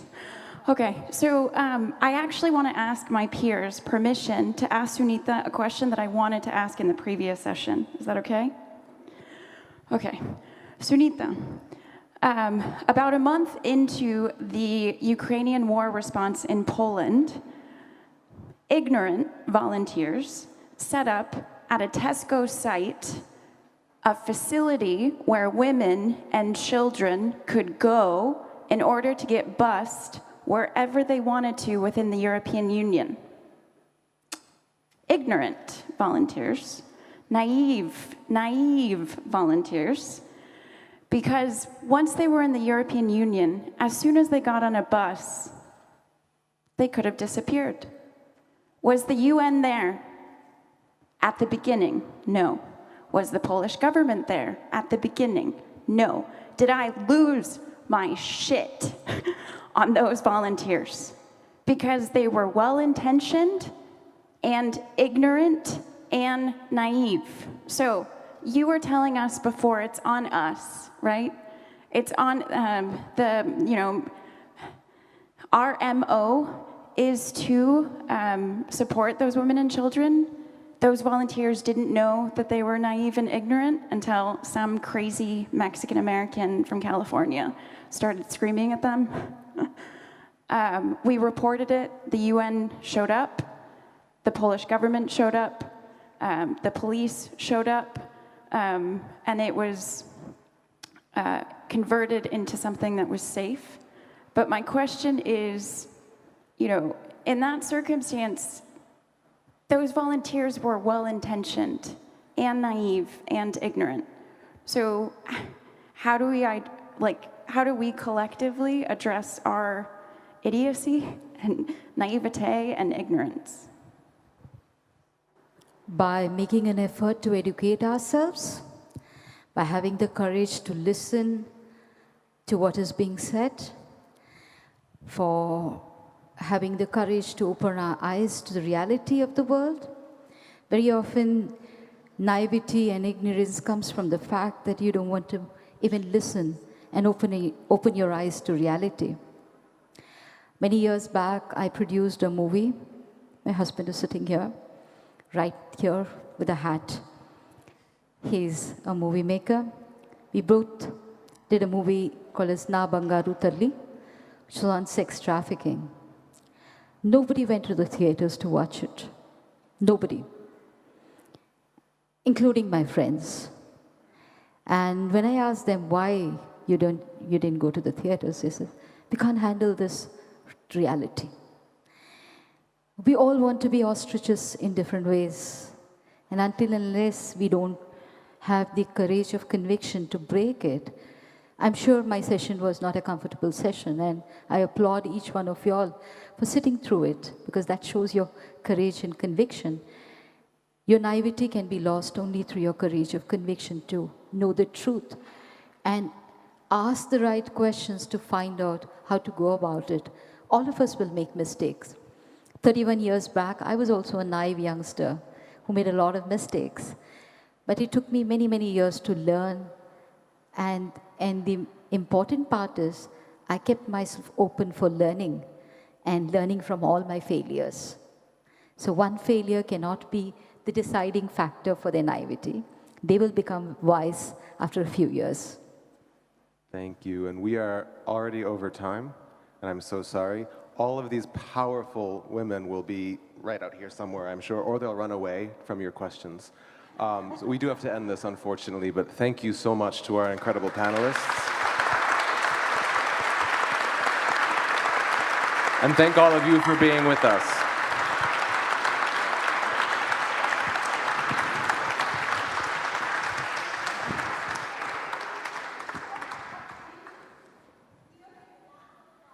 Now we will.